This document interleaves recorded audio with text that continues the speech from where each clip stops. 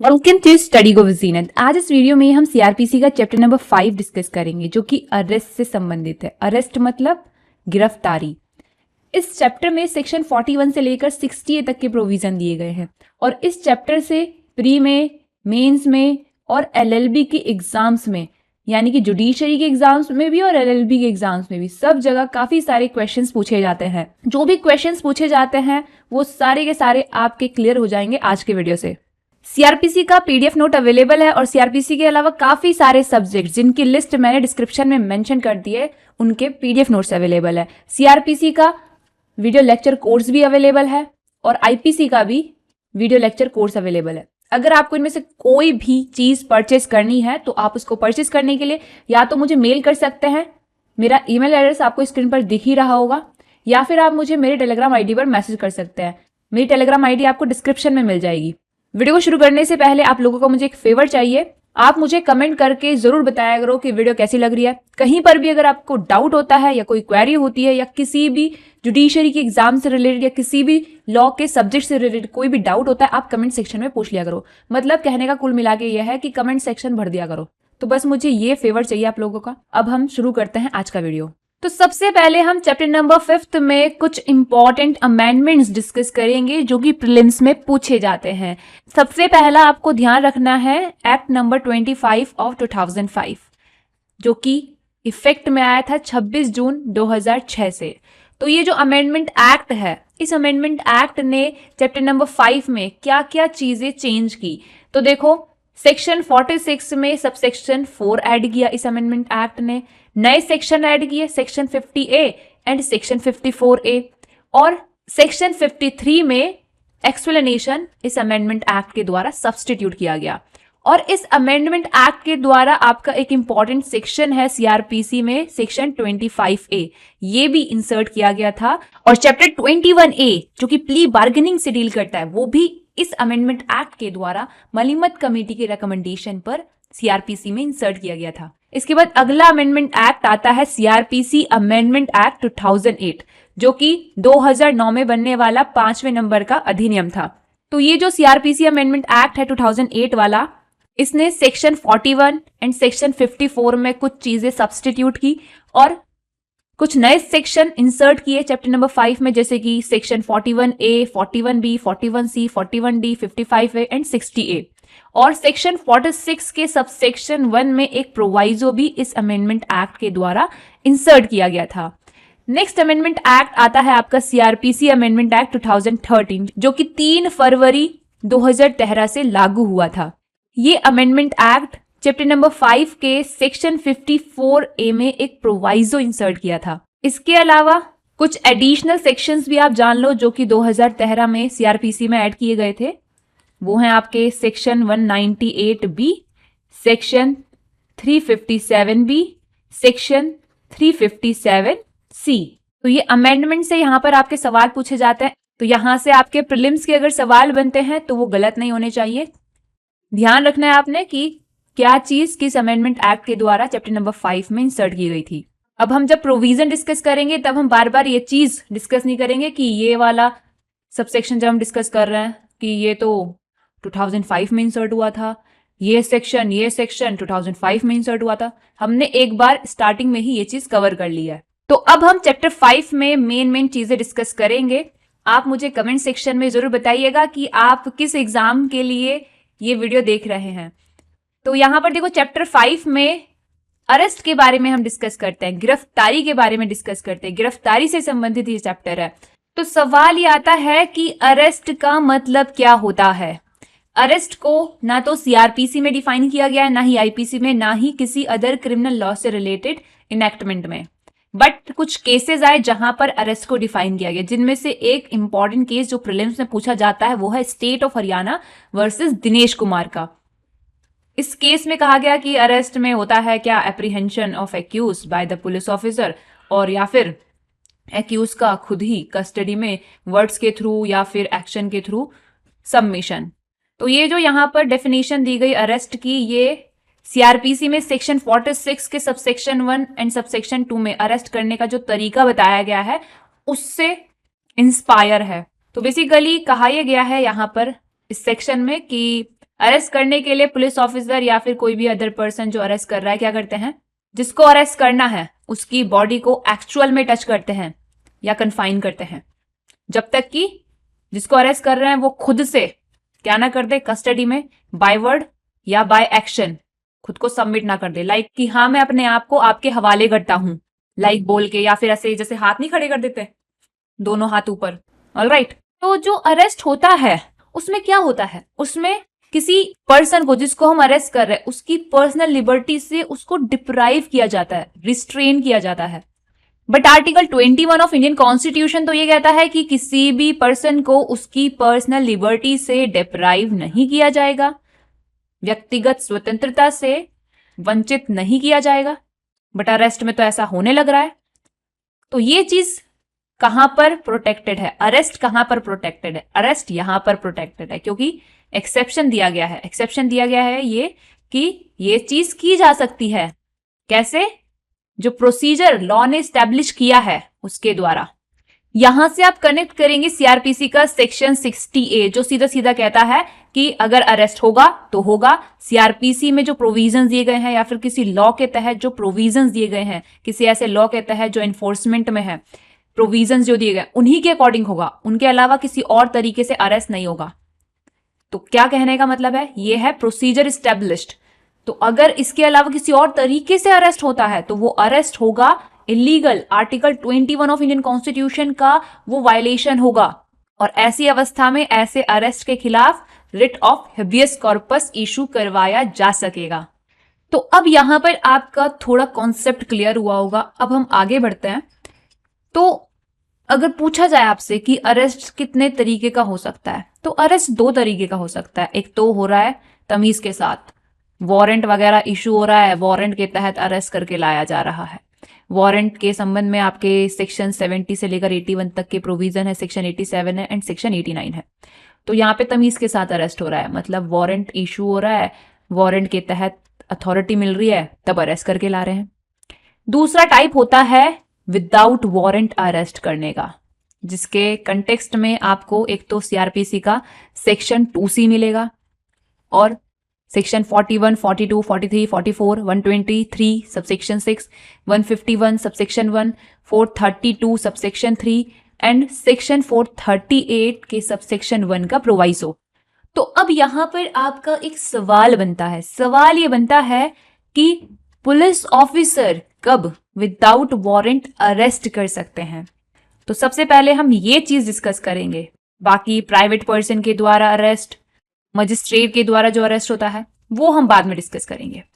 तो यहां पर आप सबसे पहली चीज तो लिखेंगे क्या कि सेक्शन 60A सीआरपीसी का कहता है कि अगर अरेस्ट होगा तो होगा सिर्फ और सिर्फ सीआरपीसी में जो प्रोविजंस बताए गए हैं या फिर किसी अदर लॉ में जो कि for the time being enforcement में है, जो प्रोविजंस वगैरह बताए गए हैं, सिर्फ उन्हीं के अकॉर्डिंग ही होगा अरेस्ट अगर होगा तो, अदरवाइज अरेस्ट नहीं होगा, किसी और तरीके से अरेस्ट नहीं होगा। ऑलराइट, तो अब सीआरपीसी के प्रोविजन हो जाएंगे शुरू। सेक्शन 2C कहता है सीआरपीसी का क्या कि जो कॉग्निजेबल ऑफेंस होते हैं, सवाल आता है कि कॉग्निजेबल ऑफेंस कौन से ऑफेंस होते हैं, तो वही डिफाइन है यहां पर इस सेक्शन में।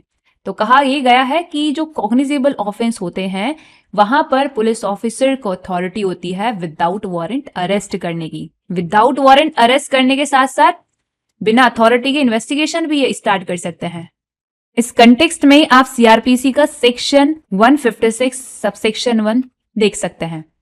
तो सीधी सीधी पहली चीज क्लियर तो ये है कि कॉग्निजेबल ऑफेंसेस के केस में पुलिस ऑफिसर को अथॉरिटी रहती है विदाउट वारंट अरेस्ट करने की। आगे कौन से प्रोविजन है सीआरपीसी में जो कहते हैं कि यहां पर और यहां पर और यहां पर पुलिस ऑफिसर कर सकते हैं विदाउट वारंट अरेस्ट। देखो प्रोविजंस तो काफी सारे हैं जहां पर पुलिस ऑफिसर को अथॉरिटी मिलती है कि वो विदाउट वारंट कर सकते हैं अरेस्ट। बट डायरेक्ट प्रोविजन कौन सा है? डायरेक्ट प्रोविजन है सेक्शन 41। यहां से हेडर बेस्ड क्वेश्चन आता है कि किस सेक्शन में बोला गया है कि police officer without warrant arrest कर सकते हैं, तो इसका आंसर है सेक्शन 41। बाकी जो और प्रोविजन है जहां पर अथॉरिटी मिल रही है वो भी हम अभी डिस्कस करेंगे, पहले हम सेक्शन 41 कवर करेंगे। तो सेक्शन 41 से अगला सवाल आपका आता है क्या कि किस पुलिस ऑफिसर को मिली है सेक्शन 41 के तहत अथॉरिटी विदाउट वारंट अरेस्ट करने की। तो यहां पर कोई पर्टिकुलर रैंक वाला पुलिस ऑफिसर स्पेसिफाई नहीं है, यहां पे कहा है कि कोई भी पुलिस ऑफिसर चलेगा, ऑलराइट, तो कह रहे हैं यहाँ पे ये कि क्लोज ए से लेकर क्लोज आई तक में जो परिस्थितियां बताई हैं, अगर वो किसी पर्सन ने की हैं, कोई पर्सन अगर उनमें फॉल हो रहा है, तो उसको बिना मजिस्ट्रेट के ऑर्डर के, बिना वारंट के कोई भी पुलिस ऑफिसर कर सकता है अरेस्ट। तो क्या क्या परिस्थितियां हैं?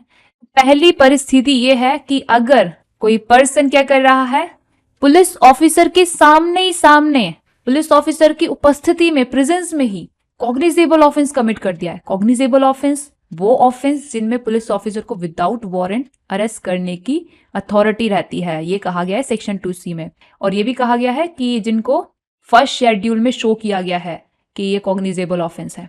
तो अगर कॉग्निजेबल ऑफेंस पुलिस ऑफिसर के सामने ही सामने कोई पर्सन कमिट कर दिया है, तो उठा लो उसे, कर लो अरेस्ट। पुलिस ऑफिसर उसको कर लेगा अरेस्ट, क्योंकि अथॉरिटी मिली है यहाँ उसे अरेस्ट करने की without warrant, without magistrates order.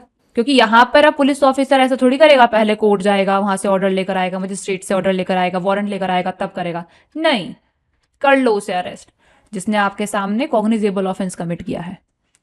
पहली सिचुएशन हो गई है। दूसरी सिचुएशन ये है कि अगर किसी पर्सन के अगेंस्ट RCI है, RCI है मतलब रीजनेबल कंप्लेंट मिली है, या फिर CII है, CI मतलब क्रेडिबल इंफॉर्मेशन मिली है, या फिर रीजनेबल सस्पिशियस एग्जिस्ट कर रही है, जिसको हम शॉर्ट में कहेंगे RS।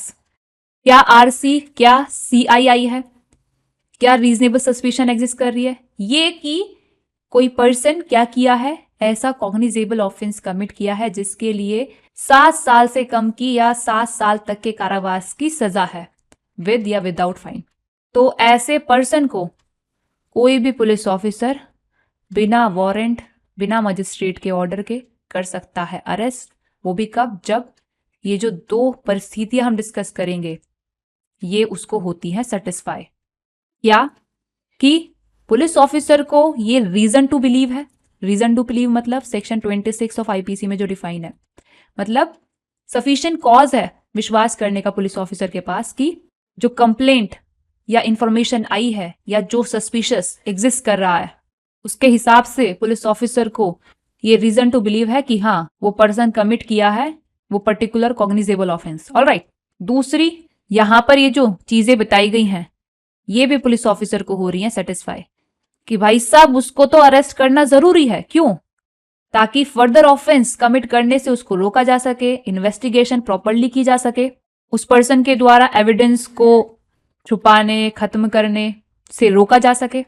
और इसलिए कि कहीं वो पर्सन अगर हमने अरेस्ट नहीं किया तो फिर वो क्या करने लग रहा है, जो भी मतलब व्यक्ति विटनेसेस वगैरह हैं जो केस के फैक्ट से रूबरू हैं उनको थ्रेट कर रहा है, इंड्यूसमेंट कर रहा है, प्रॉमिस कर रहा है, ऐसा ना हो, इसलिए भाई उसको अरेस्ट करना जरूरी है। या फिर वो पुलिस ऑफिसर वगैरह को कहीं ब्राइब वगैरह दे दे, तो इसलिए भाई पहले उसको अरेस्ट कर लो। तो अगर ये चीजें एग्जिस्ट कर रही हैं, या फिर मतलब ये चीज है कि अगर उस व्यक्ति को अरेस्ट नहीं किया गया तो भाई उसको ना कोर्ट में बुलाना मुश्किल है, वो विदाउट अरेस्ट कोर्ट में अपीयर होगा ही नहीं, इसलिए कोर्ट में उसकी प्रेजेंस को सुनिश्चित करने के लिए जरूरी है उसको अरेस्ट करना। तो इनमें से कोई भी अगर चीज सेटिस्फाई हो रही है जो अरेस्ट किए जाने को नेसेसरी बना रही है, तो तब पुलिस ऑफिसर कर सकता है अरेस्ट।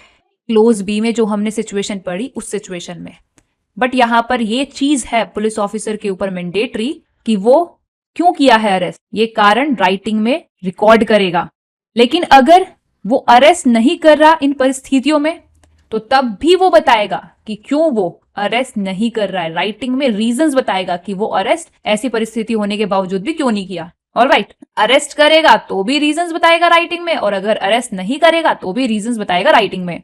नेक्स्टली, उस व्यक्ति को भी पुलिस ऑफिसर विदाउट वारंट और विदाउट मजिस्ट्रेट्स ऑर्डर कर सकते हैं अरेस्ट जिसके अगेंस्ट CI यानी कि क्रेडिबल इंफॉर्मेशन आई है, रिसीव हुई है कि भाई वो व्यक्ति तो कमिट किया है ऐसा कॉग्निजेबल ऑफेंस जिसके लिए पनिशमेंट 7 साल से ज्यादा की है, विद या विदाउट फाइन, या फिर जिसके लिए पनिशमेंट है डेथ सेंटेंस। और साथ ही पुलिस ऑफिसर को ये विश्वास करने का रीजन है, ये रीजन टू बिलीव है कि जो इन्फॉर्मेशन मिली है उससे भाई साफ साफ ये पता चल रहा है कि हाँ उस पर्सन ने ये ऑफेंस कमिट किया है। चौथी सिचुएशन है कि अगर कोई पर्सन प्रोक्लेम्ड ऑफेंडर है, या तो सीआरपीसी के तहत या फिर स्टेट गवर्नमेंट के किसी ऑर्डर के तहत उसको प्रोक्लेम्ड ऑफेंडर घोषित किया गया, तो उसको भी without magistrates order and without warrant कोई भी पुलिस ऑफिसर अरेस्ट कर सकता है।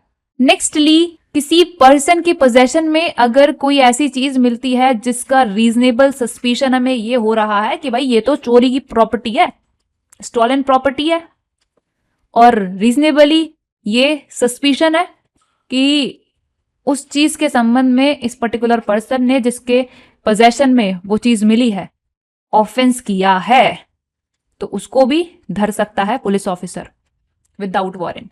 नेक्स्टली, अगर कोई पर्सन क्या कर रहा है, पुलिस ऑफिसर को उसकी ड्यूटी परफॉर्म नहीं करने दे रहा है, पुलिस ऑफिसर अपनी ड्यूटी परफॉर्म कर रहा था तो उसकी ड्यूटी को एग्जीक्यूट करने से ऑब्स्ट्रक्ट कर रहा है, बाधा डाल रहा है उसमें, तो उस व्यक्ति को यहां पर आप आईपीसी का सेक्शन 186 एंड सेक्शन 353 रेफर कर सकते हैं।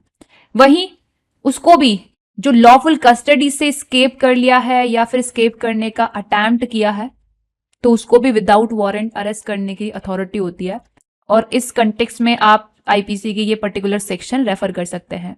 नेक्स्टली, उसको भी, उस पर्सन को भी विदाउट वारंट कोई भी पुलिस अरेस्ट कर सकती है जिसके बारे में रीजनेबल सस्पिशन है ये कि भाई साहब ये तो भगोड़ा है यूनियन की आर्म फोर्स का, डिजर्टर है, तो उसको भी उठा सकते हैं विदाउट वारंट कोई भी पुलिस। नेक्स्टली, चीज ये है कि अगर होता क्या है, कोई एक्ट इंडिया के बाहर किया जाता है, वो भी कैसा एक्ट, ऐसा एक्ट जो अगर इंडिया में होता तो वो पनिशेबल ऑफेंस होता, तो जो भी उससे संबंधित है या फिर जिनके बारे में रीजनेबल कंप्लेंट आई है या क्रेडिबल इंफॉर्मेशन रिसीव हुई है या फिर रीजनेबल सस्पिशन एग्जिस्ट कर रहा है कि ये तो इस पर्टिकुलर एक्ट से संबंधित है और एक्स्ट्राडिशन से संबंधित किसी लॉ के तहत या अदरवाइज वो लायबल हैं इंडिया में एप्रीहेंड किए जाने के लिए या फिर कस्टडी में डिटेन किए जाने के लिए, तो उनको भी पुलिस क्या कर सकती है, विदाउट वारंट अरेस्ट कर सकती है, बिना मजिस्ट्रेट के ऑर्डर के अरेस्ट कर सकती है। इसके अलावा अगर कोई रिलीज कन्विक्ट है और सेक्शन 356 के सबसेक्शन 5 में जो रूल्स बनाए गए हैं, स्टेट गवर्नमेंट बनाती है बेसिकली यहाँ पर रूल, उनका अगर ब्रीच कर रहा है रिलीज कन्विक्ट, तो उसको भी विदाउट वारंट अरेस्ट किया जा सकता है। नेक्स्टली, किसी दूसरे पुलिस ऑफिसर से किसी को अरेस्ट करने का रिक्विजिशन मिला है, चाहे रिटर्न में मिला हो या फिर ओरली मिला हो, और शर्त यह है कि उस रिक्विजिशन ऑर्डर में स्पेसिफाई किया गया हो कि ये पर्सन है जिसको अरेस्ट करना है और बताया गया हो कि ये पर्टिकुलर ऑफेंस है या ये पर्टिकुलर कारण है जिसकी वजह से अरेस्ट करना है। तो अगर जिसको अरेस्ट करने के लिए बोला गया है रिक्विजिशन में, उसके बारे में अगर ये अपीयर होता है कि विदाउट वारंट सिर्फ उस रिक्विजिशन के आधार पर जो कि इशू किया गया है, रिक्विजिशन जिस ऑफिसर ने इशू किया है उस ऑफिसर के द्वारा उस व्यक्ति को अरेस्ट करना लॉफुल होगा, तो उसको भी विदाउट वारंट अरेस्ट किया जा सकता है। तो यहां तक आपका सेक्शन 41 सबसेक्शन 1 हो चुका है कंप्लीट, जहां पे आपको ये चीज पता चली कि क्लोज ए से लेकर क्लोज आई तक इस सेक्शन के सबसेक्शन 1 में बताए गए थे कुछ ग्राउंड्स जब किया जा सकता है without warrant arrest by police, by any police. Alright, अब यहाँ पर सवाल ये आता है, अभी जो पुराना वाला सवाल है वो खत्म नहीं हुआ है कि कब कब पुलिस विदाउट वारंट अरेस्ट कर सकती है, तो अभी बहुत सारे सेक्शंस हम डिस्कस करेंगे, बट बीच में एक और सवाल आया है। सवाल आया है ये कि क्या नॉन कॉग्निजेबल ऑफेंस के केस में विदाउट वारंट अरेस्ट किया जा सकता है? तो इसके लिए सेक्शन 41 का सबसेक्शन 2 कहता है कि नहीं, ऐसा नहीं हो सकता है। यानी कि ये कहता है कि अगर कोई पर्सन संबंधित है नॉन कॉग्निजेबल ऑफेंस से या फिर किसी पर्सन के अगेंस्ट कंप्लेंट आई है या फिर क्रेडिबल इंफॉर्मेशन रिसीव हुई है या फिर रीजनेबल सस्पिशन एग्जिस्ट कर रहा है कि ये जो की है ये व्यक्ति ये नॉन कॉग्निजेबल ऑफेंस से संबंधित है, तो उसको अरेस्ट नहीं किया जा सकता है विदाउट वारंट या फिर विदाउट मजिस्ट्रेट्स ऑर्डर। तो ये चीज क्लियर कि नॉन कॉग्निजेबल ऑफेंस के केस में विदाउट वारंट या फिर बिना मजिस्ट्रेट के ऑर्डर के अरेस्ट नहीं किया जा सकता है। ये चीज कही गई है सेक्शन 41 के सबसेक्शन 2 में। और कहां कहां ये चीज कही गई है? ये चीज कही गई है सेक्शन 12 में, जहां पर नॉन कॉग्निजेबल ऑफेंस को डिफाइन किया गया है, एंड सेक्शन 155 के सबसेक्शन 3 में।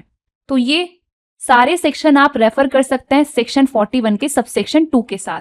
तो चीज क्लियर है कि without warrant non cognizable offence के केस में अरेस्ट नहीं किया जाता है। बट इस चीज का एक्सेप्शन है, कहाँ? सेक्शन 42 में। तभी तो यहां पर सेक्शन 41 के सबसेक्शन 2 में लिखा था subject to the provision of section 42। तो सेक्शन 42 में ये कहा गया है कि अगर कोई पर्सन पुलिस ऑफिसर के समक्ष, पुलिस ऑफिसर के सामने, पुलिस ऑफिसर की प्रेजेंस में कमिट किया है नॉन कॉग्निजेबल ऑफेंस, या फिर कोई पर्सन एक्यूज है नॉन कॉग्निजेबल ऑफेंस कमिट करने का, तो पुलिस ऑफिसर अगर उससे बोलता है कि भाई अपना नाम बता, अपना पता बता, और वो व्यक्ति बताता ही नहीं है, या फिर वो गलत नाम पता बताता है, अपना ऐसा नाम और ऐसा पता बताता है जिसके बारे में पुलिस ऑफिसर को ये रीजन टू बिलीव है कि ये तो गलत बता रहा है भाई, तो सिर्फ इसीलिए कि उस व्यक्ति का नाम क्या है, पता क्या है, ये पता चल सके, क्या किया जा सकता है, उस व्यक्ति को पुलिस ऑफिसर के द्वारा अरेस्ट किया जा सकता है। और जैसे ही उस व्यक्ति का सही नाम और पता चल जाए तो उसको पुलिस ऑफिसर बॉन्ड एग्जीक्यूट करके, विद या विदाउट श्योरिटी वाला बॉन्ड एग्जीक्यूट करवा के, और ये रिक्वायर करके बॉन्ड में कि जब मजिस्ट्रेट के समक्ष बुलाया जाएगा आ जाना चुपचाप से, क्या कर देगा, उस व्यक्ति को रिलीज कर देगा, छोड़ देगा। लेकिन अगर वो व्यक्ति जिसका नाम पता करने के लिए अरेस्ट किया गया था, वो व्यक्ति तो इंडिया का रेसिडेंट ही नहीं है, तो तब क्या होगा, विद श्योरिटी वाला बॉन्ड एग्जीक्यूट करा के उसको रिलीज किया जाएगा। और श्योरिटी जो बनेगा ना बॉन्ड में, वो होना चाहिए इंडिया का रेजिडेंट, चाहे एक श्योरिटी बना रहे हो या फिर एक से ज्यादा श्योरिटी बना रहे हो, जितने भी जमानती बनेंगे उस बॉन्ड के लिए वो होने चाहिए इंडिया के रेजिडेंट। अब सवाल ये आता है कि इंडिया का रेजिडेंट होना चाहिए वो व्यक्ति जो श्योरिटी बना है, तो क्या जहां पर उस व्यक्ति को पकड़ा गया है वो उसी जगह का रेजिडेंट होना चाहिए या इंडिया में किसी भी जगह का रेजिडेंट होना चाहिए? तो इसका आंसर है इंडिया में कहीं का भी रेजिडेंट चल जाएगा श्योरिटी के रूप में यहाँ पे। क्योंकि ऐसा होता है ना कि अगर कोई व्यक्ति फॉरेन से घूमने आया है इंडिया में और उसके साथ ये चीज हो रही है, उसने नॉन कॉग्निजेबल ऑफेंस कमिट कर दिया है, तो उसको फिर उसका नाम पता करने के लिए अगर अरेस्ट किया जा रहा है, तो जिस जगह अरेस्ट किया जा रहा है जरूरी थोड़ी है कि वहां पर उस व्यक्ति का जानकार कोई इंडियन हो। इंडिया में कहीं भी हो सकता है, तो कहीं से भी बुलवा ले वो अपना इंडियन श्योरिटी। तो इसलिए ये चीज है। आगे ये लिखा है कि अगर ऐसा होता है कि 24 घंटे हो गए हैं, पुलिस ने अरेस्ट किया तब से 24 घंटे हो चुके हैं, अभी तक भाई उस बंदे का नाम ही नहीं पता चला है, रेजिडेंट ही नहीं पता चला है कि क्या सही नाम है इसका, क्या सही पता है, तो अब क्या? या फिर सिचुएशन यह है कि वो व्यक्ति बॉन्ड एग्जीक्यूट करने में असफल हो गया है, जब उससे बॉन्ड एग्जीक्यूट करने के लिए बोला गया वो बॉन्ड एग्जीक्यूट करने में असफल हो गया, या फिर उससे रिक्वायर किया गया कि श्योरिटी वाला बॉन्ड कराएंगे हम तुमसे एग्जीक्यूट, तो वो श्योरिटी लाने में असफल हो गया। तो अब क्या? ये दो सिचुएशन है, अगर इनमें से कोई भी एग्जिस्ट अगर करती है तो भाई ऐसे पर्सन को इमीडिएटली करना होगा नियरेस्ट मजिस्ट्रेट के पास फॉरवर्ड, उस नियरेस्ट मजिस्ट्रेट के पास फॉरवर्ड जिसको जुरिस्डिक्शन है। तो ये था आपका सेक्शन 42, जहां पर विदाउट वारंट अरेस्ट हो रहा है। किस लिए हो रहा है? व्यक्ति का नाम और पता जानने के लिए। अब आगे और प्रोविजन है जहां पर without warrant police officer arrest कर सकता है, जैसे कि सेक्शन 123 सबसेक्शन 6। यहां पर ये कहा गया है कि अगर किसी पर्सन को कंडीशन वगैरह लगा के डिस्चार्ज किया गया था सेक्शन 123 के सबसेक्शन 5 में, और ये डिस्चार्ज का जो ऑर्डर है वो अगर कैंसिल कर दिया गया है, तो तब ऐसे व्यक्ति को पुलिस ऑफिसर विदाउट वारंट कर सकता है अरेस्ट। सेक्शन 151 के सबसेक्शन 1 में भी विदाउट वारंट अरेस्ट करने की पुलिस को अथॉरिटी मिलती है। कब? जब जो पुलिस ऑफिसर है उसको ये जानकारी है कि कोई कॉग्निजेबल ऑफेंस कमिट करने के लिए कोई डिजाइन वगैरह है, तो जो व्यक्ति डिजाइन वगैरह बनाया है उसको पुलिस ऑफिसर बिना मजिस्ट्रेट के ऑर्डर के, बिना वारंट के अरेस्ट कर सकता है। वो भी तब जब पुलिस ऑफिसर को यह अपीयर हो रहा है कि अगर अरेस्ट नहीं किया तो फिर ऑफेंस के कमीशन को रोका नहीं जा सकता है। अरेस्ट किए बिना ऑफेंस के कमीशन को रोका नहीं जा सकता है, इसलिए अरेस्ट करना जरूरी है। तो कर लो अरेस्ट यहां पर सेक्शन 151 के सबसेक्शन 1 में विदाउट वारंट। नेक्स्टली सेक्शन 432 के सबसेक्शन 3 में यह चीज है कि अगर किसी व्यक्ति को जो सेंटेंस वगैरह मिली थी वो सेंटेंस सस्पेंड की गई थी, रेमिट की गई थी एप्रोप्रिएट गवर्नमेंट के द्वारा कंडीशंस वगैरह लगा के, और वो व्यक्ति क्या कर दिया, कंडीशन को फुलफिल नहीं किया, तो अब एप्रोप्रिएट गवर्नमेंट ने क्या कर दिया, उसका सस्पेंशन और रेमिशन सेंटेंस का कर दिया है कैंसिल। तो अब ऐसे व्यक्ति को भी police officer without warrant arrest कर सकता है। नेक्स्टली सेक्शन 438 के सबसेक्शन 1 में दिया गया है प्रोवाइजो, क्या, ये कि जब एंटिसिपेटरी बेल की एप्लीकेशन जहां भी की गई है, लाइक हाई कोर्ट में की गई है तो हाई कोर्ट के द्वारा, अगर कोर्ट ऑफ सेशन में की गई तो कोर्ट ऑफ सेशन के द्वारा, अगर रिजेक्ट कर दी जाती है, या फिर चीज ये है कि interim relief during the pendency of application of anticipatory bell grant नहीं की जाती है, तो तब एसएचओ को पूरी छूट है कि वो जो एप्लीकेंट है उसको विदाउट वारंट लगे हुए इल्जामात के आधार पर कर सकता है अरेस्ट। तो एंटिसिपेटरी बेल जो मिलती है वो कौन से ऑफेंसेस के केस में मिलती है, बिलेबल ऑफेंस में मिलती है या नॉन बिलेबल ऑफेंस में, ये आप मुझे कमेंट करके बताइएगा। तो यहाँ पर आपको वो प्रोविजंस हो चुके हैं क्लियर जिनमें पुलिस ऑफिसर को मिल रही अथॉरिटी, क्या अथॉरिटी, विदाउट वारंट अरेस्ट करने की अथॉरिटी। अब अगला सवाल आपका आता है ये कि किस सेक्शन के तहत प्राइवेट इंडिविजुअल एंड किस सेक्शन के तहत मजिस्ट्रेट किसी पर्सन को अरेस्ट कर सकते हैं और उसका प्रोसीजर क्या है। तो ये सवाल आपका मेंस में भी बनता है और प्रीलिम्स में भी बनता है, तो हेडर बेस भी बनता है सवाल, और अंदर की बातें जो इन सेक्शंस में आपको बोल्ड हुई भी दिखेंगी जब हम ये दोनों सेक्शन पढ़ेंगे, तो जो जो चीजें बोल्ड की हुई हैं वो आपकी प्रीलिम्स में पूछी जाती है। तो इन दोनों सेक्शन की हेडिंग ध्यान रखनी है और जो बातें बोल्ड की गई हैं वो ध्यान रखनी है। बाकी ये दोनों सेक्शन पूरे के पूरे आपके मेंस में पूछे जाते हैं, तो इसलिए पूरा का पूरा भी इन दोनों सेक्शन को मेंस के पर्पस के लिए ध्यान रखना है आपने। तो यहाँ पर सबसे पहले सेक्शन 43 में कहा गया है ये कि कोई भी प्राइवेट पर्सन, आप, मैं या कोई भी क्या कर सकते हैं, या तो खुद अरेस्ट कर सकते हैं या फिर करवा सकते हैं किसी और से अरेस्ट। किसको, किसी ऐसे पर्सन को जो हमारे सामने ही सामने non billable plus cognizable offence, मतलब ऐसा ऑफेंस कर दिया है जिसकी प्रकृति है नॉन बिलेबल एंड कॉग्निजेबल, या फिर वो व्यक्ति प्रोक्लेम्ड ऑफेंडर है। तो इन दोनों में से जो भी है उसको हम या तो खुद अरेस्ट कर सकते हैं या फिर किसी और से करवा सकते हैं। किसी और से करवा सकते हैं, इस चीज का क्या मतलब है, मान लो मैं बहुत ज्यादा बुढ़िया हूं और मेरे सामने किसी ने non billable and cognizable offence कर दिया है, अब मैं खुद तो उसे अरेस्ट नहीं कर सकती, तो पास में मेरे खड़ा है एक नौजवान लड़का, मैं उसको बोल दूंगा अरे पकड़ना जरा उसे, तो ये चीज है। अब जब अरेस्ट कर लिया है उसके बाद क्या करें, उसके बाद ऐसा नहीं है कि ले लपड़ ले चप्पल, मतलब इतना मार रहे उसे, धो रहे हैं रख के, नहीं। क्यों, क्योंकि सेक्शन 55A CRPC का ये कहता है कि हर एक उस व्यक्ति की ये ड्यूटी बनती है जो किसी एक्यूज को अपनी कस्टडी में लिया हुआ है, क्या ड्यूटी बनती है कि वो उस एक्यूज की हेल्थ एंड सेफ्टी का रीजनेबल केयर करे। तो इस चीज को ध्यान में रखते हुए करना क्या है, करना यह है कि जिसको अरेस्ट किया है या करवाया है उसको विदाउट अननेसेसरी डिले, बिना टाइम जाया किए, या तो खुद हम लेकर जाएंगे या फिर किसी और से भिजवाएंगे, कहां पे, पुलिस ऑफिसर के पास। अगर पुलिस ऑफिसर नहीं है तो कहां पे, नियरेस्ट पुलिस स्टेशन में। तो अब पुलिस ऑफिसर के सामने वो व्यक्ति लाया गया है, तो अब पुलिस ऑफिसर क्या करेगा, पुलिस ऑफिसर देखेगा कि सेक्शन 41 में जो परिस्थितियां बताई गई थी उनमें तो फॉल नहीं हो रहा है ये व्यक्ति, अगर फॉल हो रहा है, ये रीजन टू बिलीव है कि उनमें फॉल हो रहा है, तो तब उस व्यक्ति को जो पुलिस ऑफिसर है वो री अरेस्ट कर लेगा, दोबारा से अरेस्ट कर लेगा। लेकिन अगर पुलिस ऑफिसर को ये रीजन टू बिलीव होता है कि जिसको ये धर के ले आए हैं ये तो नॉन कॉग्निजेबल ऑफेंस कमिट किया है, ये रीजन टू बिलीव हो रहा है अगर पुलिस ऑफिसर को, तो अब पुलिस ऑफिसर क्या करेगा, उस व्यक्ति से नाम पूछेगा, पता पूछेगा। अगर वो व्यक्ति अपना नाम नहीं बता रहा है, पता नहीं बता रहा है, या फिर गलत नाम और गलत पता बता रहा है, ये रीजन टू बिलीव है पुलिस ऑफिसर को कि जो नाम और पता इस व्यक्ति ने बताया वो गलत है, तो पुलिस ऑफिसर सेक्शन 42 में जो हमने डिस्कस किया था ना वो प्रोसीजर फॉलो करेगा। वहीं अगर ये चीज है कि जो पुलिस ऑफिसर है वो ये पाता है कि बिलीव करने का सफिशिएंट रीजन ही नहीं है, क्या, कि वो व्यक्ति कोई ऑफेंस किया है, ये बिलीव करने का सफिशिएंट रीजन नहीं है, तो एट वंस, तुरंत के तुरंत उस व्यक्ति को पुलिस ऑफिसर कर देगा रिलीज।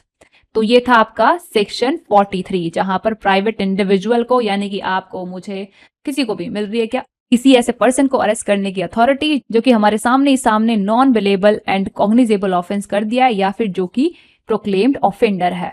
अब सेक्शन 44 में एग्जीक्यूटिव प्लस जुडिशियल दोनों तरह के मजिस्ट्रेट को मिली है अथॉरिटी अरेस्ट करने की। मजिस्ट्रेट बोलेंगे तो समझ जाना यहाँ पर दोनों मजिस्ट्रेट की बात हो रही है, executive as well as judicial. तो कह रहे हैं कि अगर किसी मजिस्ट्रेट के सामने कोई भी ऑफेंस उसकी लोकल जुरिस्डिक्शन की लिमिट में किया जाता है तो वो क्या कर सकता है, या तो खुद ही अरेस्ट कर सकता है ऑफेंडर को, या फिर ऑर्डर दे सकता है किसी पर्सन को कि जाओ अरेस्ट करो इसे, इस ऑफेंडर को अरेस्ट करो। देन बेल के जो प्रोविजन दिए गए हैं सीआरपीसी में, लाइक अगर बेलेबल ऑफेंस का एक्यूज है तो बेल वगैरह दे देंगे।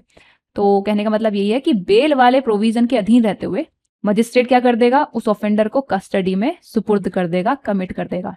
नेक्स्टली, जिस भी व्यक्ति को ये अरेस्ट करने के लिए कॉम्पिटेंट होते हैं, जिसके लिए ये अरेस्ट वारंट इशू करने के लिए कॉम्पिटेंट होते हैं, उसको क्या कर सकते हैं, ये या तो खुद किसी भी समय अरेस्ट कर सकते हैं या फिर किसी और से अरेस्ट करवा सकते हैं अपनी प्रेजेंस में, अपने लोकल जुरिस्डिक्शन में। ऑलराइट, तो ये था आपका सेक्शन 44, जहां पर मजिस्ट्रेट को, चाहे वो मजिस्ट्रेट एग्जीक्यूटिव हो या जुडिशियल हो, दोनों को मिल रही है अथॉरिटी अरेस्ट करने की।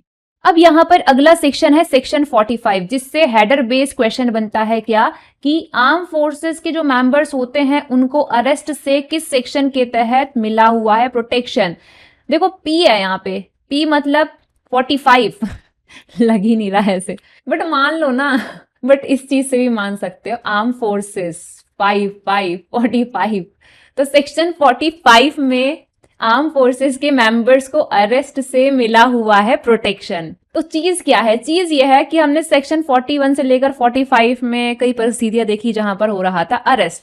तो वो चीज चाहे कुछ भी हो, हमें कोई मतलब नहीं है, उन बातों से हमें कोई मतलब नहीं है जो इन सेक्शन में हमने पढ़ी, क्योंकि वो बातें अप्लाई नहीं होंगी यहाँ पे। यानी कि अगर कोई यूनियन की आर्म फोर्स का मेंबर कोई चीज कर दिया है, कब, अपनी ड्यूटी को परफॉर्म करते टाइम, अपनी ऑफिशियल ड्यूटी को परफॉर्म करते टाइम, तो उसने जो चीज भी की है उसके लिए ना उसको अरेस्ट के लिए लायबल नहीं ठहराया जाएगा, मतलब उसको अरेस्ट नहीं किया जाएगा, except after obtaining the consent of central government, सिवाय सेंट्रल गवर्नमेंट की कंसेंट लिए। तो ये भी चीज पूछ ली जाती है कि किसकी कंसेंट से किया जा सकता है अरेस्ट, तो इसका आंसर हो जाएगा सेंट्रल गवर्नमेंट। वहीं अगर स्टेट गवर्नमेंट ने आर्म फोर्स के मेंबर्स को लगाया हुआ है पब्लिक ऑर्डर के मेंटेनेंस के लिए, तो उनको भी सबसेक्शन 1 का प्रोटेक्शन मिलेगा, और उनके केस में जरूरत होगी स्टेट गवर्नमेंट के कंसेंट की। पहली बात तो यह है कि उनको अरेस्ट नहीं कर सकते हैं, उनको अरेस्ट नहीं किया जाएगा क्योंकि सबसेक्शन 1 सीधी बात ही कहता है, लेकिन तब किया जा सकता है जब कंसेंट ले ली हो स्टेट गवर्नमेंट की। इतनी सी ही बात सेक्शन 45 में है। तो अब तक हमने जितने सेक्शन डिस्कस किए उनमें से सेक्शन 41A से लेकर 41D तक के जो प्रोविजन है वो रह गए हैं। तो सेक्शन 41A की अगर हम बात करें तो यहाँ पर बेसिकली ये चीज़ है कि अगर किसी व्यक्ति के अगेंस्ट रीजनेबल कंप्लेंट आई है या क्रेडिबल इंफॉर्मेशन रिसीव हुई है या फिर रीजनेबल सस्पिशंस एग्जिस्ट कर रहा है कि कोई व्यक्ति कॉग्निजेबल ऑफेंस कमिट किया है, और उस व्यक्ति का अरेस्ट सेक्शन 41 के सबसेक्शन 1 में रिक्वायर अगर नहीं किया गया है, तो अब क्या किया जाए। तो अब पुलिस ऑफिसर क्या करेगा, ऐसे व्यक्ति के अगेंस्ट इशू करेगा एक नोटिस, जिसमें वो उस व्यक्ति को डायरेक्शन देगा ये कि नोटिस में जो जगह और टाइम बताया गया है उस जगह और टाइम पे आपने अपीयर होना होगा। और अब यहाँ पर उस पर्सन की ड्यूटी बनती है कि नोटिस में जो टर्म्स वगैरह दिए गए हैं, कंडीशंस वगैरह मेंशन है, जो चीज़ कही गई है करने को, उसका वो कंप्लाई करे। और अगर वो कंप्लाई करता है और करता रहता है कंटिन्यूअसली, तो तब जो ऑफेंस मेंशन है ना नोटिस में, उसके लिए उसको अरेस्ट नहीं किया जाएगा जब तक कि पुलिस ऑफिसर की ये राय ना हो कि उसको अरेस्ट किया जाना चाहिए। और किन रीजंस की वजह से पुलिस ऑफिसर की ये राय है वो रिकॉर्ड करके ही पुलिस ऑफिसर उसको यहाँ पर अरेस्ट करेगा।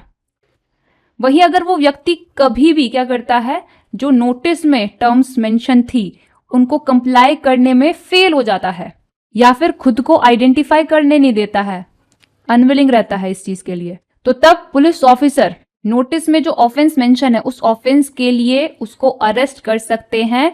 कॉम्पिटेंट कोर्ट ने इस बारे में जो ऑर्डर वगैरह पास किया होगा उसके अधीन रहते हुए। तो ये था आपका सेक्शन 41A। सेक्शन 41B हम सेक्शन 46 के बाद डिस्कस करेंगे। सेक्शन 41C से डायरेक्ट हेडर बेस्ड क्वेश्चन आता है कि कौन से सेक्शन में हर डिस्ट्रिक्ट में कंट्रोल रूम स्टेब्लिश करने की बात की गई है, तो इसका आंसर है सेक्शन 41C। और स्टेब्लिश कौन कर रहा है, तो इसका आंसर है स्टेट गवर्नमेंट। कहाँ पर कर रही है, हर डिस्ट्रिक्ट में और एक स्टेट लेवल पे। और जो भी ये कंट्रोल रूम होते हैं वहाँ बेसिकली क्या होता है, वहाँ पे नोटिस बोर्ड वगैरह लगा रहता है जिसमें जो भी लोग अरेस्ट किए गए हैं उनका नाम, उनका एड्रेस वगैरह, और जिन्होंने अरेस्ट किया है, जिस पुलिस ऑफिसर ने उनको अरेस्ट किया है, उनका नाम और उनका डेजिग्नेशन वगैरह मेंशन होता है।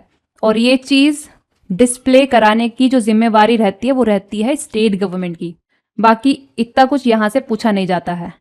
सेक्शन 41D में राइट मिला हुआ है अरेस्टेड पर्सन को कि वो अपनी चॉइस के वकील से, एडवोकेट से मिल सकता है जब उसको इंटेरोगेट किया जा रहा है उस दौरान, बट पूरी इंटेरोगेशन के दौरान नहीं। बीच बीच में जाके मिल सकता है पर पूरी इंटेरोगेशन के दौरान नहीं। जैसे कि आपने मूवीज में देखा होगा, हॉलीवुड मूवीज में, कि यहाँ वकील बैठा रहता है, साथ में जो अरेस्टेड पर्सन है वो बैठा रहता है, और इधर उसका दूसरा जो ऑफिसर वगैरह हैं वो ले रहे होते हैं इंटेरोगेट कर रहे होते हैं। तो ऐसा इंडिया में नहीं है।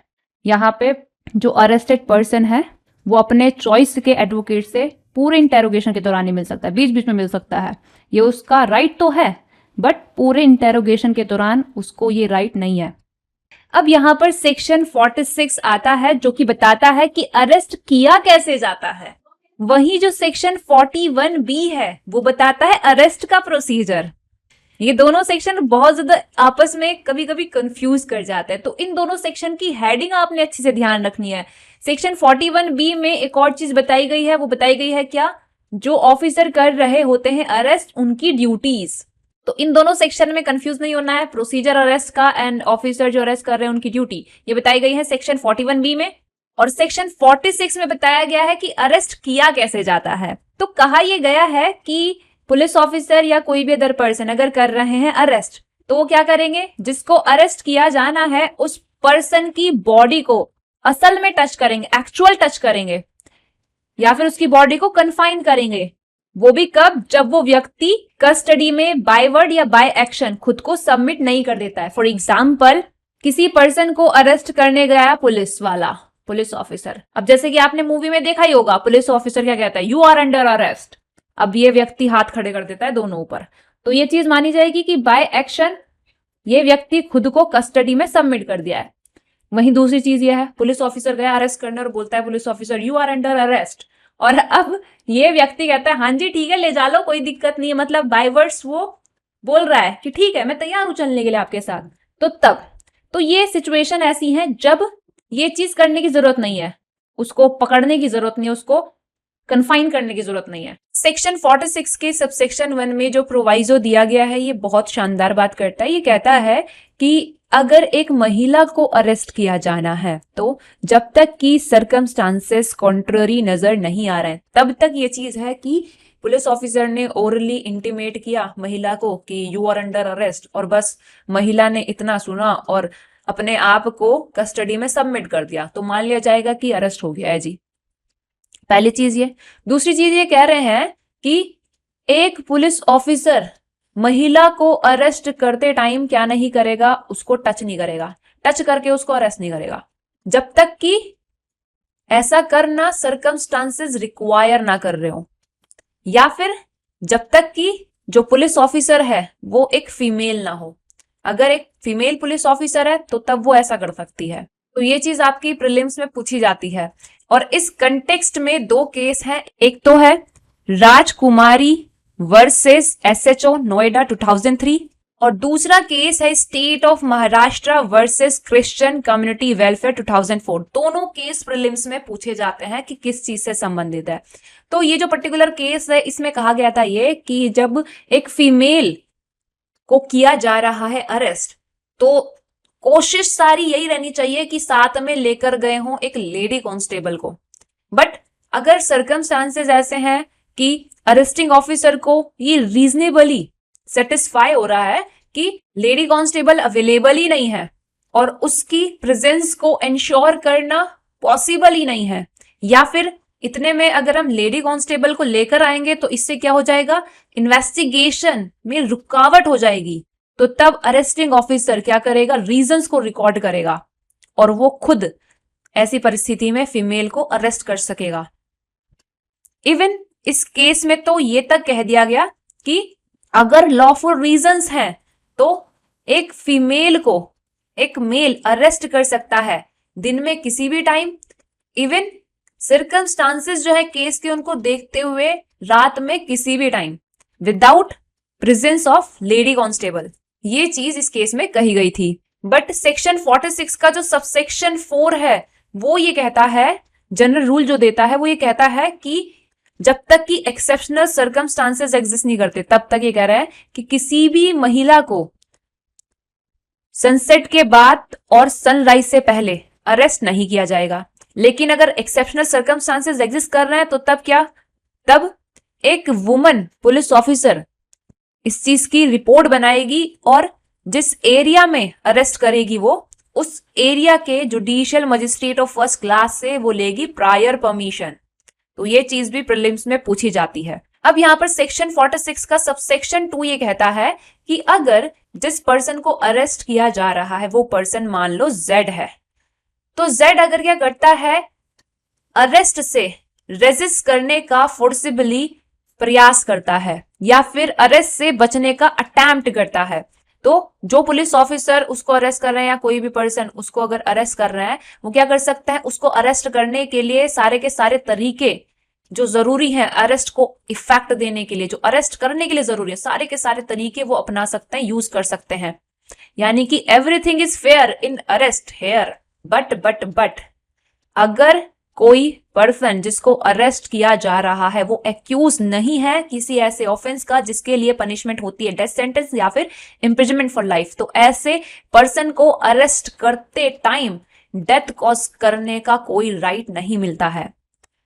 तो इस बात से ये चीज स्पष्ट होती है कि अगर कोई पर्सन एक्यूज्ड है ऐसे ऑफेंस का जिसके लिए पनिशमेंट डेथ सेंटेंस है या फिर इम्प्रिजनमेंट फॉर लाइफ है, अगर परिस्थितियां रिक्वायर कर रही हैं तो अरेस्ट करते टाइम उसकी क्या की जा सकती है, डेथ कॉज की जा सकती है, उसका एनकाउंटर किया जा सकता है, पर डिपेंड करता है परिस्थितियों पर। इसका मतलब ये नहीं है कि सबसेक्शन 3 सेक्शन 46 का पुलिस ऑफिसर को एनकाउंटर करने का लाइसेंस दे रहा है ऐसे एक्यूज के केस में जो संबंधित है ऐसे ऑफेंस से जिसके लिए पनिशमेंट डेथ पेनल्टी या फिर इम्प्रिजनमेंट फॉर लाइफ है। तो ये आपका सेक्शन है सेक्शन 46। आई होप आपको ये सेक्शन अच्छे से क्लियर हो गया होगा।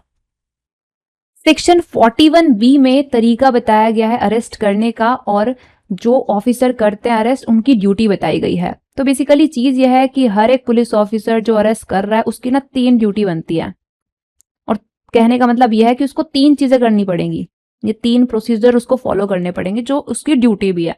पहले कि अपने साथ भाई वो ऐसा आईडी कार्ड लेके जाए जिससे पता चले उसकी आइडेंटिटी कि आखिर वो है कौन, उसका नाम जिसमें पता चले ठीक से, मतलब पता तो चले ये कि ये जो व्यक्ति अरेस्ट करने आया है ये तो पुलिस ऑफिसर है, SHO है जी, या जो भी मतलब उसकी रैंक है, ये चीज पता चलनी चाहिए। ऐसा आईडी कार्ड वो अपने साथ लेकर जाए, कैरी करके जाए, ऑलराइट, जिसमें सब कुछ चीजें एक्यूरेटली पड़ी हो, विजिबल हो रही हो, क्लियर आइडेंटिफिकेशन पता चल रहा हो, उसके नेम का क्लियरली पता चल रहा हो कि है कौन ये जो अरेस्ट करने आया है।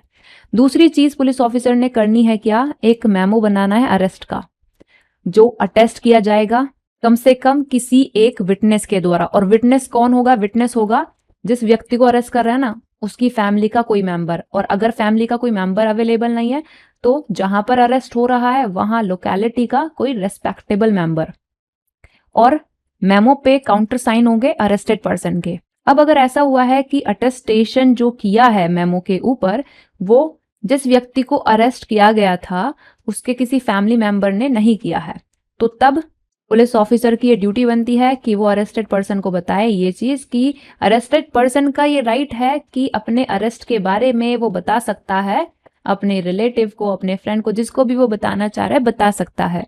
और अब जो अरेस्टेड पर्सन है वो बताएगा कि मैं ये XYZ ये बंदा है इसको बताना चाहता हूँ, तो जो पुलिस ऑफिसर है उनकी ड्यूटी बनती है कि वो उसको बताएं कि ये बंदा है इसका अरेस्ट हो चुका है जी, और ये ड्यूटी इनकी सेक्शन 50A ऑफ CRPC में भी बनती है। तो ये हो गया आपका section 41B। Section 46 and section 41B की हेडिंग आपने ध्यान रखनी ही रखनी है, कंफ्यूज नहीं होना है।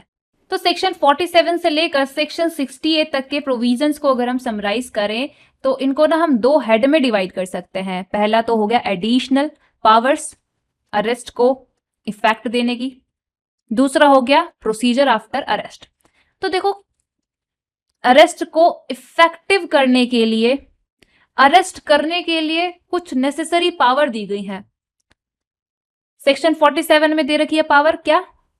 उस जगह तलाशी लेने की जहां पर अरेस्टेड पर्सन एंटर हुआ है या फिर जहां पर अरेस्टेड पर्सन ऑलरेडी है। सेक्शन 48 में पावर दी गई है ये कि इंडिया में कहीं भी विदाउट वारंट अरेस्ट करने के पर्पज से पुलिस ऑफिसर क्या कर सकते हैं? ऑफेंडर का पीछा कर सकते हैं। तो ये हो गया सेक्शन 48। फिर अरेस्ट कराने के लिए ये तो डिप्यूट भी कर सकते हैं अपने सबऑर्डिनेट को अंडर सेक्शन 55। फिर सेक्शन 60 में पावर है क्या? जो व्यक्ति लॉफुल कस्टडी से एस्केप कर गया है या रेस्क्यू उसको कर लिया गया है तो उसको इंडिया में कहीं पर भी पीछा करने की और वापस अरेस्ट करके लाने की। ऑलराइट, अब यहां पर जो प्रोविजंस हैं इस हेड में आते हैं, जो प्रोसीजर आफ्टर अरेस्ट, उनकी अगर हम बात करें तो देखो सेक्शन 51 में चीज क्या है? अब जब अरेस्ट हो गया तो अरेस्टेड पर्सन की क्या की जाएगी? तलाशी की जाएगी। अगर ऑफेंसिव वेपन्स वगैरह हैं तो वो सेक्शन 52 में होंगे सीज।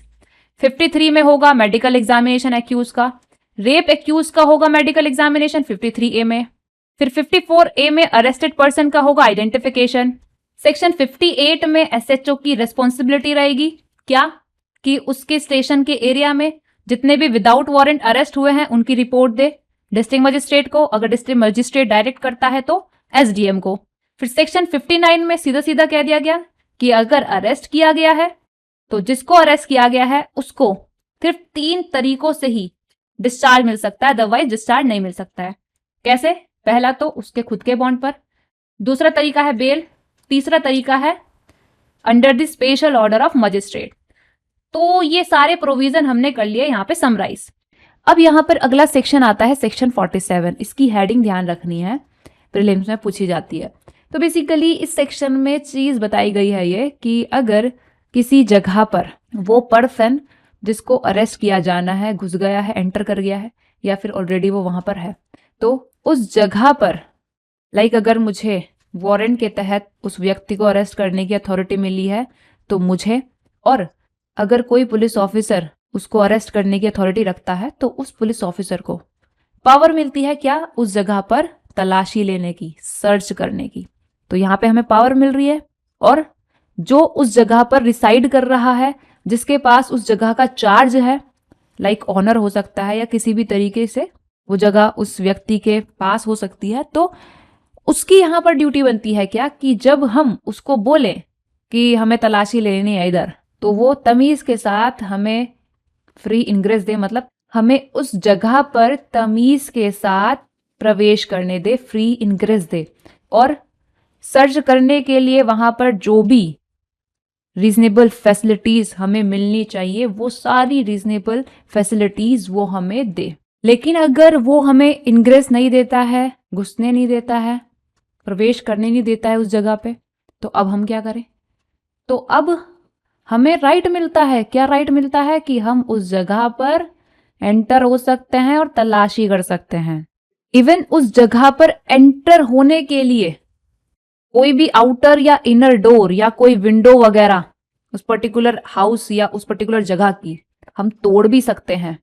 प्रोवाइजो में ये कहा गया है कि अगर जिस जगह तलाशी ली जानी है वो जगह कोई ऐसा अपार्टमेंट है जो महिला के एक्चुअल ऑक्यूपेंसी में है, मतलब वहां पे मान लो उस अपार्टमेंट की ऑनर कोई महिला वगैरह है, कोई ऐसी महिला जो वो पर्सन नहीं है जिसको अरेस्ट किया जाना है, और वो महिला ऐसी है जो अपने कस्टम वगैरह की वजह से पब्लिकली अपीयर नहीं होती है, घूंघट में रहती है, पर्दा नसीन है, बुरखे वाली महिला है, पर्दे में रहने वाली महिला है।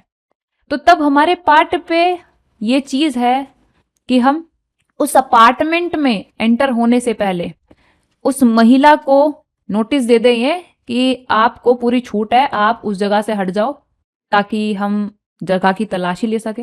और हम क्या करेंगे? और हम उस महिला को वहां से हटने के लिए जो भी फैसिलिटी चाहिए वो हर रीजनेबल फैसिलिटी उसको हम देंगे, और उसके बाद ही हम क्या कर सकते हैं, फिर उस अपार्टमेंट में एंट्री मार सकते हैं। ऑलराइट, अब सबसेक्शन 3 में ये बात है कि मान लो कोई पुलिस ऑफिसर या फिर कोई अदर पर्सन, मान लो वो मैं हूं, तो हम में से कोई भी जो कि अरेस्ट करने के लिए ऑथोराइज है, हम गए किसी को अरेस्ट करने, तो हम लॉफुली उस जगह पर एंटर हुए। अब बाहर से किसी ने दरवाजा बंद कर दिया या फिर किसी और को अंदर बंद करके रखा हुआ है, तो एक तो अपने आप को वहां से आजाद करने के लिए, वहीं दूसरी ओर उसको भी जिसको डिटेन कर रखा है उसको वहां से लिबरेट करने के लिए, आजाद करने के लिए हम क्या कर सकते हैं, कोई भी आउटर डोर तोड़ सकते हैं, कोई भी इनर डोर तोड़ सकते हैं, कोई भी विंडो तोड़ सकते हैं उस जगह की, उस हाउस की। ऑलराइट, तो ये था आपका सेक्शन 47।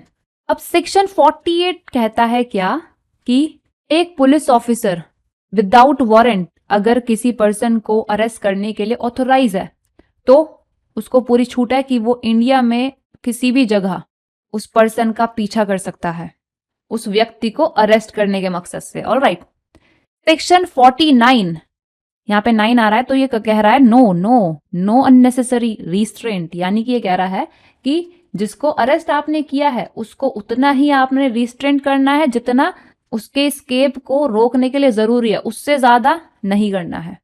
अब बंदा चुपचाप खड़ा हुआ है फिर भी आप उसे कस के पकड़ के खड़े हुए हो, कहीं भाग ना जाए, तो ये चीज नहीं करनी है, अननेसेसरी रिस्ट्रेंट करके नहीं रखना है। सेक्शन 50 में उस पर्सन के राइट दिए गए हैं जिसको अरेस्ट किया जा रहा है। कहा यह गया है कि हर एक पुलिस ऑफिसर या कोई भी अदर पर्सन जो कर रहे हैं क्या, अरेस्ट किसी पर्सन को विदाउट वारंट, उनके ऊपर जरूरी है क्या कि वो क्या करे, इमीडिएटली जिसको वो अरेस्ट कर रहे हैं उसको बताएं ऑफेंस की सारी चीजें, फुल पर्टिकुलर्स ऑफ ऑफेंस और ग्राउंड्स, या फिर ये कह लो कि अरेस्ट के आधार कि आखिर क्यों उसको अरेस्ट किया जा रहा है, ये बताना, ये इन्फॉर्म करना जिम्मेवारी है इनकी यहाँ पे। और ये राइट हमें फंडामेंटल राइट के रूप में under article 22 close 1 Indian constitution में मिलता है कि हमें पता तो चले कि आखिर अरेस्ट क्यों किया जा रहा है। सेकेंडली, अगर जिसको अरेस्ट किया जा रहा है वो नॉन बिलेबल ऑफेंस का एक्यूज नहीं है तो ऐसे मामले में उसको बताना पड़ेगा, इन्फॉर्म करने की ड्यूटी है। क्या ड्यूटी है इन्फॉर्म करने की, कि भाई साहब आप बेल वेल लेके छूट सकते हो, कि अपने बिहाफ पे आप जमानती वगैरह ले आओ, आपको मिल जाएगी बेल।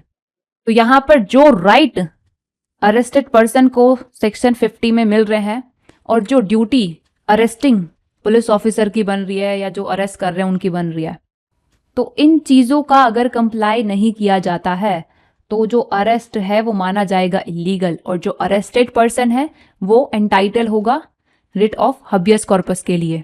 अब यहां पर आपने 2 केस ध्यान रखने हैं, एक तो है DK Basu versus state of West Bengal 1997 का, जिसमें अरेस्ट, डिटेंशन और इंटेरोगेशन के बारे में कुछ गाइडलाइन पुलिस के लिए सुप्रीम कोर्ट ने जारी की थी। तो क्या गाइडलाइन जारी की थी वो आपको पीडीएफ में लिखा हुआ मिल जाएगा, एक बार आप उसको पढ़ लेना।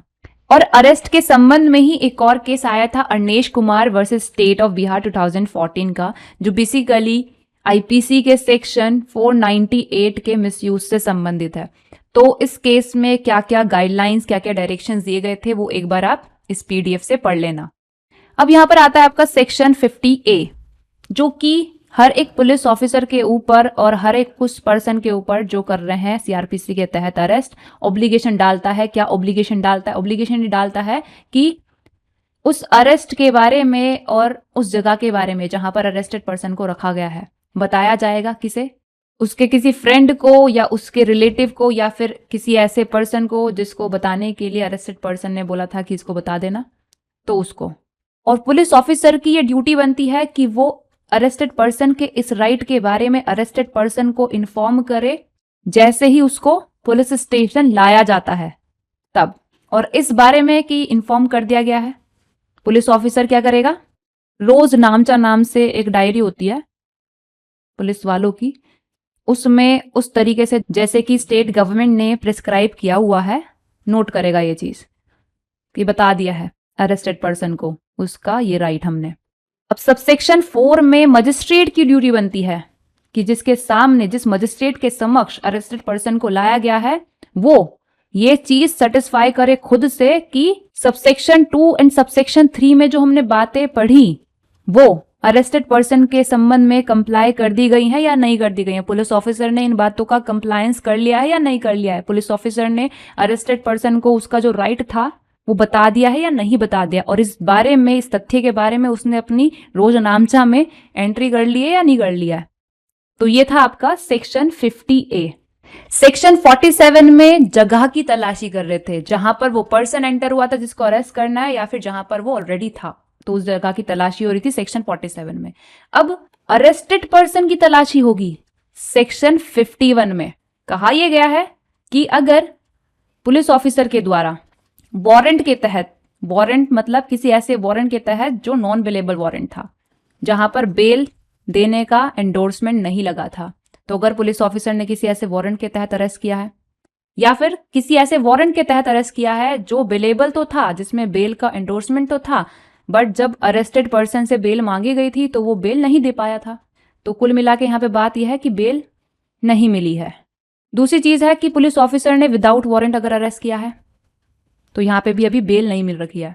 तीसरी चीज ये है कि अगर प्राइवेट पर्सन ने वारंट के तहत किया है क्या, अरेस्ट, और यहां पर भी बेल नहीं मिली है अगर, तो तब क्या, तब यहां पे कह रहे हैं कि जो ऑफिसर अरेस्ट किया है, पुलिस ऑफिसर जो अरेस्ट किया है वो, और प्राइवेट पर्सन ने जब अरेस्ट किया है, तो तब वो पुलिस ऑफिसर जिसको अरेस्टेड पर्सन सौंपा गया है, उनको यहां पर पावर है अरेस्टेड पर्सन की तलाशी लेने की। यानी कि जो प्राइवेट इंडिविजुअल अरेस्ट किया है उसको राइट नहीं है अरेस्टेड पर्सन की तलाशी लेने का। यह सवाल प्रीलिम्स में पूछा जाता है।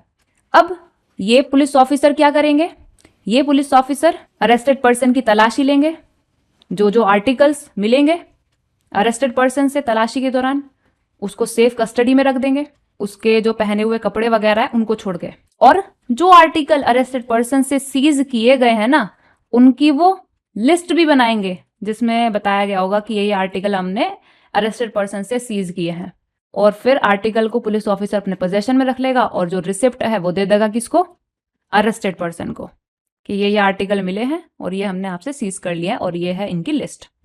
कल के दिन जब वो छूटेगा तो वो वापस भी तो देने होंगे ना उसे, जब तक कि वो लीगल चीजें हो, इलीगल चीजें ना हो। आगे सब सेक्शन 2 में ये कहा गया है कि अगर जिसको अरेस्ट किया गया है वो फीमेल है, वो महिला है, तो अब क्या, अब जो तलाशी उसकी ली जाएगी वो किसके द्वारा ली जाएगी, वो ली जाएगी तलाशी दूसरी महिला के द्वारा।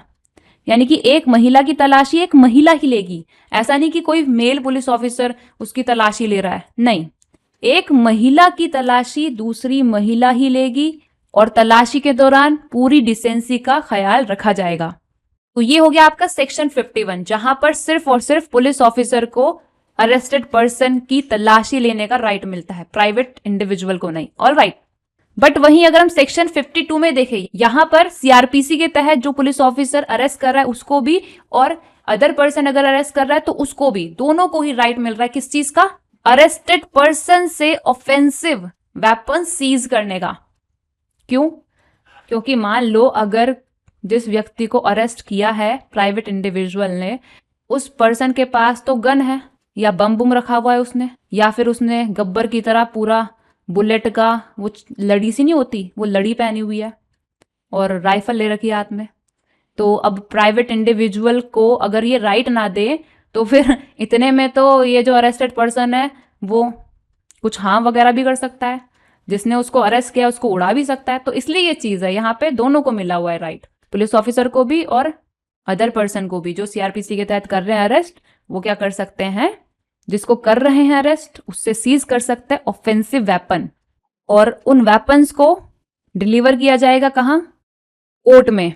और प्राइवेट इंडिविजुअल अगर किया है अरेस्ट तो वो क्या करेगा, उन ऑफेंसिव वेपन को उस ऑफिसर के पास डिलीवर करेगा जिसके पास उसने अरेस्ट किए गए पर्सन को प्रोड्यूस किया है।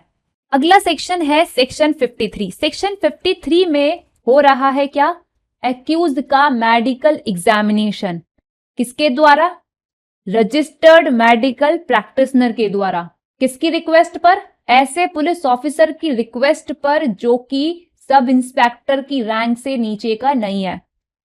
क्यों हो रहा है? क्योंकि रीजनेबल ग्राउंड है ये विश्वास करने के कि अगर अरेस्टेड पर्सन का मेडिकल एग्जामिनेशन कराया जाए तो इससे ना ऑफेंस के कमीशन के बारे में एविडेंस मिलेंगे। ऑलराइट, तो अब जब मेडिकल एग्जामिनेशन होगा तो जो रजिस्टर मेडिकल प्रैक्टिशनर कर रहा है मेडिकल एग्जामिनेशन और जो भी व्यक्ति इसके डायरेक्शन के तहत काम कर रहा है, इसकी मदद कर रहा है गुड फेथ में, इन दोनों के लिए लॉफुल होगा ये मेडिकल एग्जामिनेशन के दौरान, इस मेडिकल एग्जामिनेशन के पर्पस के लिए जो भी रीजनेबली नेसेसरी है फोर्स यूज करना एक्यूज पर्सन के अगेंस्ट, वो यूज कर सकते हैं। दूसरी चीज यहां पर यह है कि अगर मेडिकल एग्जामिनेशन होना है फीमेल का तो वो होगा किसके द्वारा? फीमेल रजिस्टर मेडिकल प्रैक्टिशनर के द्वारा या फिर फीमेल रजिस्टर मेडिकल प्रैक्टिशनर के सुपरविजन में। आगे सेक्शन 53 में एक एक्सप्लेनेशन दिया गया है जिसमें एक तो एग्जामिनेशन और एक रजिस्टर मेडिकल प्रैक्टिशनर, ये दो टर्म डिफाइन की गई हैं और ये दोनों टर्म डिफाइन की गई हैं एक तो सेक्शन 53 के पर्पस के लिए और बाकी सेक्शन 53A, 54 एंड 164A। यानी कि कहने का मतलब यह है कि इन चारों सेक्शन में जहां जहां एग्जामिनेशन वर्ड यूज हुआ है, जहां जहां register medical practitioner word use हुआ है, उसका मतलब क्या होगा? ये होगा जो यहां पर इस एक्सप्लेनेशन में बताया गया है। तो यहां पर एग्जामिनेशन में क्या क्या चीजें इंक्लूड की गई हैं ये एक बार आप देख लेना। तो जो चीजें यहां पर एग्जामिनेशन में इंक्लूड की गई हैं उनके कंटेक्स्ट में कुछ केसेस आए थे। क्यों आए थे? देखो, आर्टिकल 20 का क्लोज 3 इंडियन कॉन्स्टिट्यूशन का हमें राइट देता है सेल्फ इंक्रिमिनेशन के अगेंस्ट राइट। क्या राइट? कि किसी भी पर्सन को जो कि ऑफेंस का एक्यूज है क्या नहीं किया जाएगा? उसको अपने ही खिलाफ विटनेस बनने के लिए कंपेल नहीं किया जाएगा। और ये चीज भी है कि एक्यूज को तब तक इनोसेंट प्रिज्यूम करना चाहिए जब तक कि उसका गिल्ट प्रूव ना हो जाए। ये चीज ह्यूमन राइट भी है यूडीएचआर के आर्टिकल 11 के क्लोज 1 में। तो कुल मिला के बात है कि किसी भी आदमी को ना बाउंड नहीं किया जा सकता कि वो अपने खिलाफ गवाही दे। तो इसी कंटेक्स्ट में अब सवाल ये था कि ये तो सेक्शन 54 के तहत क्या कर रहे हैं, मेडिकल एग्जामिनेशन कर रहे हैं कि उसका, और एग्जामिनेशन के लिए उसका ब्लड सैंपल ले रहे हैं या उसका कोई भी सैंपल वगैरह ले रहे हैं। तो ये चीज तो भाई साहब आर्टिकल 20 के क्लोज 3 का वायलेशन करने लग रही है। ये बात उठी स्टेट ऑफ बॉम्बे वर्सेस काटीकालू ओगड़ 1961 के केस में। तो इस केस में कहा गया कि ऐसा कुछ नहीं है। सेक्शन 54 ऑफ सीआरपीसी के तहत एग्जामिनेशन के लिए एक्यूज से जो भी सैंपल्स वगैरह लिए जा रहे, स्पेसिमेन वगैरह लिए जा रहे हैं, वो वायलेट नहीं करते हैं आर्टिकल 20 के क्लोज 3 में दिए गए फंडामेंटल राइट को। तो ये कहा गया इस केस में, और यही चीज Selvi versus state of Karnataka 2010 के केस में कही गई। और साथ ही इस केस में जो नार्को एनालिसिस वगैरह किया जाता है, ब्रेन मैपिंग वगैरह की जाती है, उसके बारे में ये कहा गया कि ये चीजें तो ऐसी चीजें हैं जो एक्यूज को एडमिनिस्टर कराई जाएंगी उसकी कंसेंट से ही। अगर कंसेंट से ये चीजें नहीं कराई जाएंगी तो ये मानी जाएंगी आर्टिकल 20 के क्लोज 3 का वायलेशन। लेकिन अगर सेक्शन 53 के तहत या 53A, 54 या 164A के तहत, इनमें से किसी भी सेक्शन के तहत एग्जामिनेशन के पर्पस से लिया जाता है एक्यूज का thumb impression, specimen signature, blood specimen, तो ये चीज वायलेशन नहीं होगी आर्टिकल 20 के क्लोज 3 में दिए गए फंडामेंटल राइट का। अब यहां पर सेक्शन 53A रेप के एक्यूज के मेडिकल एग्जामिनेशन की बात करता है और सेक्शन 164A रेप की जो विक्टिम होती है उसके मेडिकल एग्जामिनेशन की बात करता है। तो इन दोनों सेक्शन को आपस में कंपेयर करते हुए हम पढ़ेंगे। तो सबसे पहले सेक्शन 53A में ये चीज की जा रही है कि जो एक्यूज होता है ना रेप के ऑफेंस का या रेप कमिट करने के अटेम्प्ट का, तो उसका मेडिकल एग्जामिनेशन किया जा रहा है किसके द्वारा? किसी ऐसे हॉस्पिटल के रजिस्टर्ड मेडिकल प्रैक्टिशनर के द्वारा जो हॉस्पिटल गवर्नमेंट के द्वारा या फिर किसी लोकल अथॉरिटी के द्वारा रन किया जा रहा हो। और अगर ऐसा रजिस्टर्ड मेडिकल प्रैक्टिशनर जहां पर ऑफेंस कमिट हुआ है उस जगह से 16 किलोमीटर की रेडियस के दायरे में नहीं है, तो तब किसी अदर रजिस्टर्ड मेडिकल प्रैक्टिशनर के द्वारा ऐसे पुलिस ऑफिसर की रिक्वेस्ट पर जो सब इंस्पेक्टर की रैंक से नीचे का नहीं है। ऑलराइट, तो अब जब जो भी रजिस्टर्ड मेडिकल प्रैक्टिशनर यहां पर रेप के एक्यूज का एग्जामिनेशन करेगा उसके लिए, और साथ ही वो व्यक्ति जो आरएमपी को मेडिकल एग्जामिनेशन के दौरान उसके डायरेक्शन के तहत हेल्प वगैरह कर रहा है, एड वगैरह कर रहा है या उसके डायरेक्शन में एक्ट कर रहा है गुड फेथ में, तो इन दोनों के लिए लॉफुल होगा क्या कि ये मेडिकल एग्जामिनेशन करने के पर्पज से इस मेडिकल एग्जामिनेशन के लिए जो भी रीजनेबली नेसेसरी होगा फोर्स रेप के एक्यूज पर्सन के अगेंस्ट यूज करना, वो ये यूज कर सकते हैं।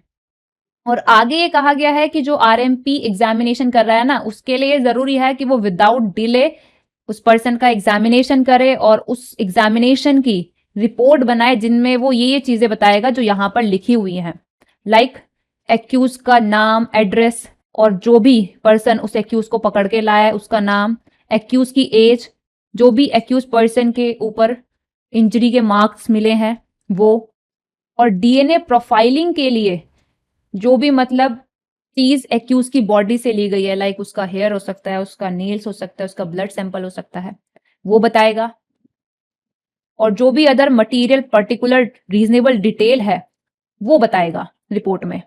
अब जैसे कि मेडिकल एग्जामिनेशन वगैरह हो गया है तो अब कुछ ना कुछ तो कंक्लूड किया होगा ना आरएमपी ने, तो जिस भी कंक्लूजन पर पहुंचा, क्यों पहुंचा, वो रीजन बताएगा प्रिसाइजली रिपोर्ट में। और साथ ही वो एग्जैक्ट टाइम जब एग्जामिनेशन शुरू हुआ और जब खत्म हुआ रिपोर्ट में बताया जाएगा। और विदाउट डिले वो रिपोर्ट सबमिट की जाएगी, किसके पास फॉरवर्ड की जाएगी? फॉरवर्ड की जाएगी इन्वेस्टिगेटिंग ऑफिसर के पास। और फिर ये इन्वेस्टिगेटिंग ऑफिसर सेक्शन 173 के सबसेक्शन 5 के क्लोज ए के तहत जो डॉक्यूमेंट भेजता है ना मजिस्ट्रेट को, उनके साथ इस रिपोर्ट को भी भेजेगा। तो ये हो गया आपका सेक्शन 53A। अब सेक्शन 164A बात करता है रेप की विक्टिम के मेडिकल एग्जामिनेशन की। यहां पर यह कहा गया है कि जो रेप का ऑफेंस है या जो रेप का अटेम्प्ट किया गया है उसकी इन्वेस्टिगेशन चल रही है, तो उस दौरान प्रपोज ये किया जाता है कि जो रेप की विक्टिम वुमन है या रेप के अटेम्प्ट की जो विक्टिम वुमन है उसका मेडिकल एक्सपर्ट के द्वारा एग्जामिनेशन किया जाना चाहिए। तो अब क्या, तो उसका एग्जामिनेशन होगा उस आरएमपी के द्वारा जो किसी ऐसे हॉस्पिटल में एम्प्लॉयड है जो रन किया जा रहा है गवर्नमेंट के द्वारा या लोकल अथॉरिटी के द्वारा। लेकिन अगर ये RMP registered medical practitioner available नहीं है तो तब किसी अदर आरएमपी के द्वारा। बट ध्यान ये रखना है कि यहां पर वुमन का जो एग्जामिनेशन हो रहा है ना मेडिकल एग्जामिनेशन, वो होना चाहिए उसकी कंसेंट से या फिर उसके बिहाफ पे जो कंसेंट देने के लिए कॉम्पिटेंट है उनकी कंसेंट से। और जिस टाइम ऑफेंस के कमीशन की इंफॉर्मेशन मिली थी उस टाइम से 24 घंटे के अंदर भेज दिया गया होना चाहिए आरएमपी के पास उस महिला को। अब आरएमपी के पास जैसे कि महिला को भेजा गया है तो अब क्या, अब जो आरएमपी है वो बिना देरी किए महिला की बॉडी का एग्जामिनेशन करेगा और एक रिपोर्ट बनाएगा जिसमें क्या क्या चीजें वो बताएगा, क्या क्या चीजें वो मेंशन करेगा। वो मेंशन करेगा उस वुमन का नाम, उस वुमन का एड्रेस, उस वुमन को जो व्यक्ति लेकर आया उसका नाम और एड्रेस, और वुमन की एज, और वुमन की बॉडी से जो भी चीज ली गई है डीएनए प्रोफाइलिंग के लिए, लाइक उसके नेल्स वगैरह कट करके लिए गए हैं या बाल लिए गए हैं या फिर ब्लड सैंपल लिया गया है, जो भी लिया गया है वो मेंशन किया जाएगा। वुमन की बॉडी पे अगर इंजरी के कुछ निशान वगैरह हैं तो वो बताए जाएंगे रिपोर्ट में। वुमन की जनरल मेंटल कंडीशन कैसी है ये बताया जाएगा। और कोई भी अदर मटीरियल पर्टिकुलर जो रीजनेबल हो मेंशन करना वो मेंशन करेगा। एग्जामिनेशन के बाद जिस भी कंक्लूजन पर पहुंचा हर एक उस कंक्लूजन का रीजन रिपोर्ट में वो मेंशन करेगा। साथ ही ये भी मेंशन करेगा कि जिस विक्टिम वुमन का यहाँ पर मेडिकल एग्जामिनेशन किया गया है वो उसकी कंसेंट से किया गया है या फिर उसके बिहाफ पे जो कंसेंट देने के लिए कॉम्पिटेंट है उनकी कंसेंट से किया गया है।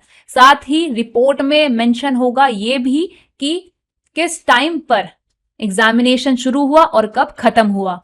और फिर जो आरएमपी है बिना कोई डिले किए उस रिपोर्ट को भेजेगा इन्वेस्टिगेटिंग ऑफिसर के पास, और इन्वेस्टिगेटिंग ऑफिसर सेक्शन 173 के सबसेक्शन 5 के क्लोज ए में जो डॉक्यूमेंट्स देता है ना मजिस्ट्रेट को, उन डॉक्यूमेंट्स के साथ ये भी रिपोर्ट देगा। किसे? मजिस्ट्रेट को। कौन? Investigating officer. और इन्वेस्टिगेटिंग ऑफिसर को कौन दे रहा है? आरएमपी। बाकी सबसेक्शन 7 इंपॉर्टेंट नहीं है। तो यहाँ पर ये दोनों सेक्शन हमने आपस में कंपेयर करके डिस्कस किए, और इन दोनों सेक्शन को कंपेयर करके डिस्कस करने पे हमें एक चीज तो ये पता चली कि एक्यूज का यहाँ पर जो मेडिकल एग्जामिनेशन हो रहा है वो उसके कंसेंट से नहीं हो रहा है। इवन उसके अगेंस्ट तो एग्जामिनेशन के लिए जितना जरूरी है उतना फोर्स भी यूज किया जा सकता है, बट यहाँ पर जो वुमन का हो रहा है, रेप की विक्टिम जो वुमन है उसका जो एग्जामिनेशन हो रहा है वो उसकी कंसेंट से हो रहा है, या फिर उसके बिहाफ पे जो कंसेंट देने के लिए कॉम्पिटेंट है उस व्यक्ति की कंसेंट से हो रहा है। तो ये डिफरेंस इन दोनों सेक्शन के बीच में ध्यान रखना है। बाकी और क्या क्या डिफरेंस आपको समझ में है इन दोनों सेक्शन के बीच में वो आप मुझे कमेंट करके बताइएगा।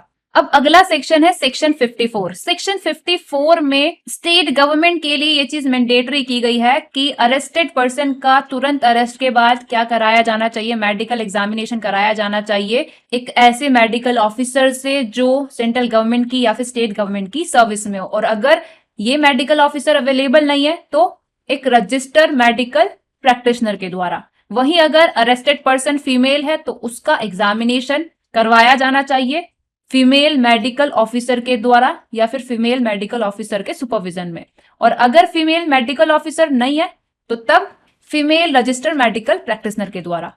ऑलराइट, तो बेसिकली सेक्शन 54 जो है एक तरफ पुलिस ऑफिसर्स के लिए कुछ सेफगार्ड जैसी चीजें प्रोवाइड कर रहा है। क्यों? देखो, जब एक व्यक्ति को पुलिस वाले अरेस्ट करके लाए हैं, मान लो उसको पहले से ही कहीं कहीं पे चोट लगी हुई थी, तो अरेस्ट करके लाए, तुरंत उसके बाद उसका मेडिकल एग्जामिनेशन करवा दिया जाए तो फिर पता चल जाएगा ना कि ये जो चोट वगैरह लगी हुई है पहले से ही लगी हुई है। कल के दिन ये व्यक्ति ये नहीं कह सकता कि पुलिस वालों ने ये चोट दी है उसे। वहीं दूसरी तरफ जो अरेस्टेड पर्सन है वो भी सेक्शन 54 के तहत मेडिकल एग्जामिनेशन की मांग कर सकता है, ये दिखाने के लिए कि ये पुलिस वालों ने मुझे अरेस्ट किया और अरेस्ट करने के बाद इन्होंने मुझे ऐसे ऐसे करके मारा है, भाई यहाँ मेरे को इंजरी दी है। ऑलराइट, तो यहाँ पे एक्यूज के लिए भी कुछ सेफगार्ड है और पुलिस ऑफिसर वालों के लिए भी कुछ सेफगार्ड है। अब जैसे कि मान लो पुलिस वालों ने यहाँ पर मेडिकल एग्जामिनेशन करा लिया था अरेस्टेड पर्सन का, अब इस एग्जामिनेशन के बाद अरेस्टेड पर्सन को इन्होंने मारा पीटा, तो अब अरेस्टेड पर्सन भी क्या करा सकता है, 54 के तहत करा सकता है एग्जामिनेशन कि पुलिस वालों ने मुझे मारा पीटा है, मेरा एग्जामिनेशन कराओ, तभी तो पता चलेगा कि कितनी इंजरी इन्होंने मुझे दी है। तो यहाँ पर दोनों को मिल रहा है सेफगार्ड, और ड्यूटी यहाँ पर स्टेट गवर्नमेंट की बन रही है इनको दिए गए सेफगार्ड को सुनिश्चित करने की। तो बस इतना ही आपने सेक्शन 54 में ध्यान रखना है। इस कंटेक्स्ट में एक केस आता है शीला बारसे वर्सेस स्टेट ऑफ महाराष्ट्र 1983 का। इस केस में कहा गया था कि जिस मजिस्ट्रेट के समक्ष अरेस्टेड पर्सन प्रोड्यूस किया जाता है वो क्या करना चाहिए, ये इंक्वायर करना चाहिए अरेस्टेड पर्सन से कि भाई साहब आपको कोई कंप्लेंट वगैरह तो नहीं है इस बारे में कि पुलिस कस्टडी में आपके साथ टॉर्चर किया गया था, माल ट्रीटमेंट किया गया था। और साथ ही मजिस्ट्रेट क्या करना चाहिए, बताना चाहिए अरेस्टेड पर्सन को कि देख ले भाई तेरे पास ना राइट है अंडर सेक्शन 54 ऑफ सीआरपीसी खुद का मेडिकल एग्जामिनेशन करवाने का। तो ये चीजें इस केस के बारे में आपने ध्यान रखनी है। सेक्शन 54A बात करता है अरेस्टेड पर्सन के आइडेंटिफिकेशन की, और इससे आप इंडियन एविडेंस एक्ट का सेक्शन 9 लिंक कर सकते हैं जहां पर टेस्ट आइडेंटिफिकेशन परेड की बात की गई है। तो यहाँ पर देखो सेक्शन 54A में ये कहा गया है कि जब एक पर्सन को अरेस्ट किया जाता है किसी ऑफेंस को कमिट किए जाने के चार्ज में, तो इन्वेस्टिगेशन के पर्पस के लिए अगर कंसीडर किया जाता है कि जरूरी है उस अरेस्टेड पर्सन का अदर पर्सन से या पर्सन्स से आइडेंटिफिकेशन करवाया जाना चाहिए, तो वो कोर्ट जिसको मामले का जुरिसडिक्शन है क्या कर सकती है, एसएचओ के रिक्वेस्ट किए जाने पर डायरेक्ट कर सकती है कि उस अरेस्टेड पर्सन का आइडेंटिफिकेशन वगैरह कराया जाए उस तरीके से जैसा कि कोर्ट को लगता है सही। तो 2013 में सेक्शन 54A में 2 प्रोवाइजो ऐड किए गए, जिनमें से पहला प्रोवाइजो ये कहता है कि जो पर्सन अरेस्टेड पर्सन को आइडेंटिफाई कर रहा है, अरेस्टेड पर्सन की पहचान कर रहा है, अगर वो मेंटली और फिजिकली डिसेबल्ड है तो तब जो आइडेंटिफिकेशन होगा ना वो जुडिशियल मजिस्ट्रेट के सुपरविजन में होगा, और ये जुडिशियल मजिस्ट्रेट एप्रोप्रिएट स्टेप लेगा ताकि इंश्योर किया जा सके कि जो ये डिसेबल्ड पर्सन आइडेंटिफिकेशन कर रहा है अरेस्टेड पर्सन का वो उन मेथड से उसका आइडेंटिफिकेशन कर सके जो कि उसके लिए कंफर्टेबल हो। सेकंड प्रोवाइजो ये कहता है कि ये जो आइडेंटिफिकेशन की प्रोसेस है ये वीडियोग्राफ की जाएगी। कब? जब जो व्यक्ति आइडेंटिफाई कर रहा है वो मेंटली या फिजिकली डिसेबल्ड पर्सन है। तो ये हो गया आपका सेक्शन 54A। सेक्शन 55 बताता है प्रोसीजर जब पुलिस ऑफिसर क्या करता है, विदाउट वारंट अरेस्ट करने के लिए अपने सबऑर्डिनेट को डिप्यूट करता है। इसकी हेडिंग ध्यान रखो। सेक्शन 55A हमने डिस्कस कर लिया था। यहाँ पर बस यही चीज है कि जो पर्सन एक्यूज की कस्टडी लिए हुए हैं उनकी जिम्मेवारी बनती है कि वो एक्यूज की हेल्थ और सेफ्टी का रीजनेबल केयर करेंगे। सेक्शन 56 में ये कहा गया है कि अगर police officer without warrant arrest कर रहा है तो उसकी ना ये ड्यूटी बनती है कि बेल के जो प्रोविजन दिए गए हैं ना उनके सब्जेक्ट में रहते हुए वो क्या करेगा, बिना अननेसेसरी डिले के, बेफालतू का टाइम गवाए बिना क्या करेगा, अरेस्टेड पर्सन को ले जाएगा या भेजेगा कहाँ, उस मजिस्ट्रेट के समक्ष जिसको केस का जुरिस्डिक्शन है या फिर एसएचओ के समक्ष। तो ये है आपका सेक्शन 56। इसके साथ आप रिलेट कर सकते हैं सीआरपीसी का सेक्शन 76 एंड इंडियन कॉन्स्टिट्यूशन का आर्टिकल 22 क्लोज 2। अगला सेक्शन है सेक्शन 57 जो कि ये कहता है कि अगर विदाउट वारंट पुलिस ऑफिसर किया है अरेस्ट किसी पर्सन को तो वो कस्टडी में उसको उतने टाइम से ज्यादा के लिए डिटेन करके नहीं रखेगा जो कि है 24 आवर का। इसमें से मजिस्ट्रेट की कोर्ट तक पहुंचाने में जो जर्नी में टाइम लगा है उसको एक्सक्लूड कर देंगे, यानी कि 24 घंटे से ज्यादा के लिए कस्टडी में नहीं रख सकता है पुलिस ऑफिसर बिना मजिस्ट्रेट के स्पेशल ऑर्डर के, जो दिया जाता है सेक्शन 167 ऑफ सीआरपीसी में। सेक्शन 57 के साथ आप रिलेट कर सकते हैं सीआरपीसी के सेक्शन 76 में दिया गया प्रोवाइजो और इंडियन कॉन्स्टिट्यूशन का आर्टिकल 22 क्लोज 2। वहां पर भी यही बात कही गई है कि 24 घंटे से ज्यादा के लिए नहीं रख सकता है बिना मजिस्ट्रेट के ऑर्डर के अरेस्टेड पर्सन को कस्टडी में। ऑलराइट, सेक्शन 58 में ये चीज है कि एसएचओ की स्टेशन की लिमिट में जितने भी अरेस्ट हो रहे हैं विदाउट वारंट, चाहे उनमें बेल दे दी गई हो या बेल ना दे दी गई हो, उनकी रिपोर्ट देनी है एसएचओ ने किसको, डिस्ट्रिक्ट मजिस्ट्रेट को। और अगर डिस्ट्रिक्ट मजिस्ट्रेट कहता है कि ये रिपोर्ट दो किसको, एसडीएम को, तो एसडीएम को। इतनी सी ही बात सेक्शन 58 में की गई है। और जो चीजें यहां पर अंडरलाइन कर रखी है ना मैंने, ये आपने ध्यान रखनी है प्रीलिम्स के लिए।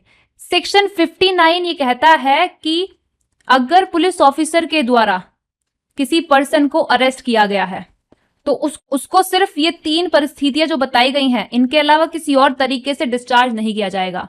पहला तरीका है पर्सनल बॉन्ड एग्जीक्यूट करा के, दूसरा तरीका है बेल देके, तीसरा तरीका है मजिस्ट्रेट के स्पेशल ऑर्डर के तहत।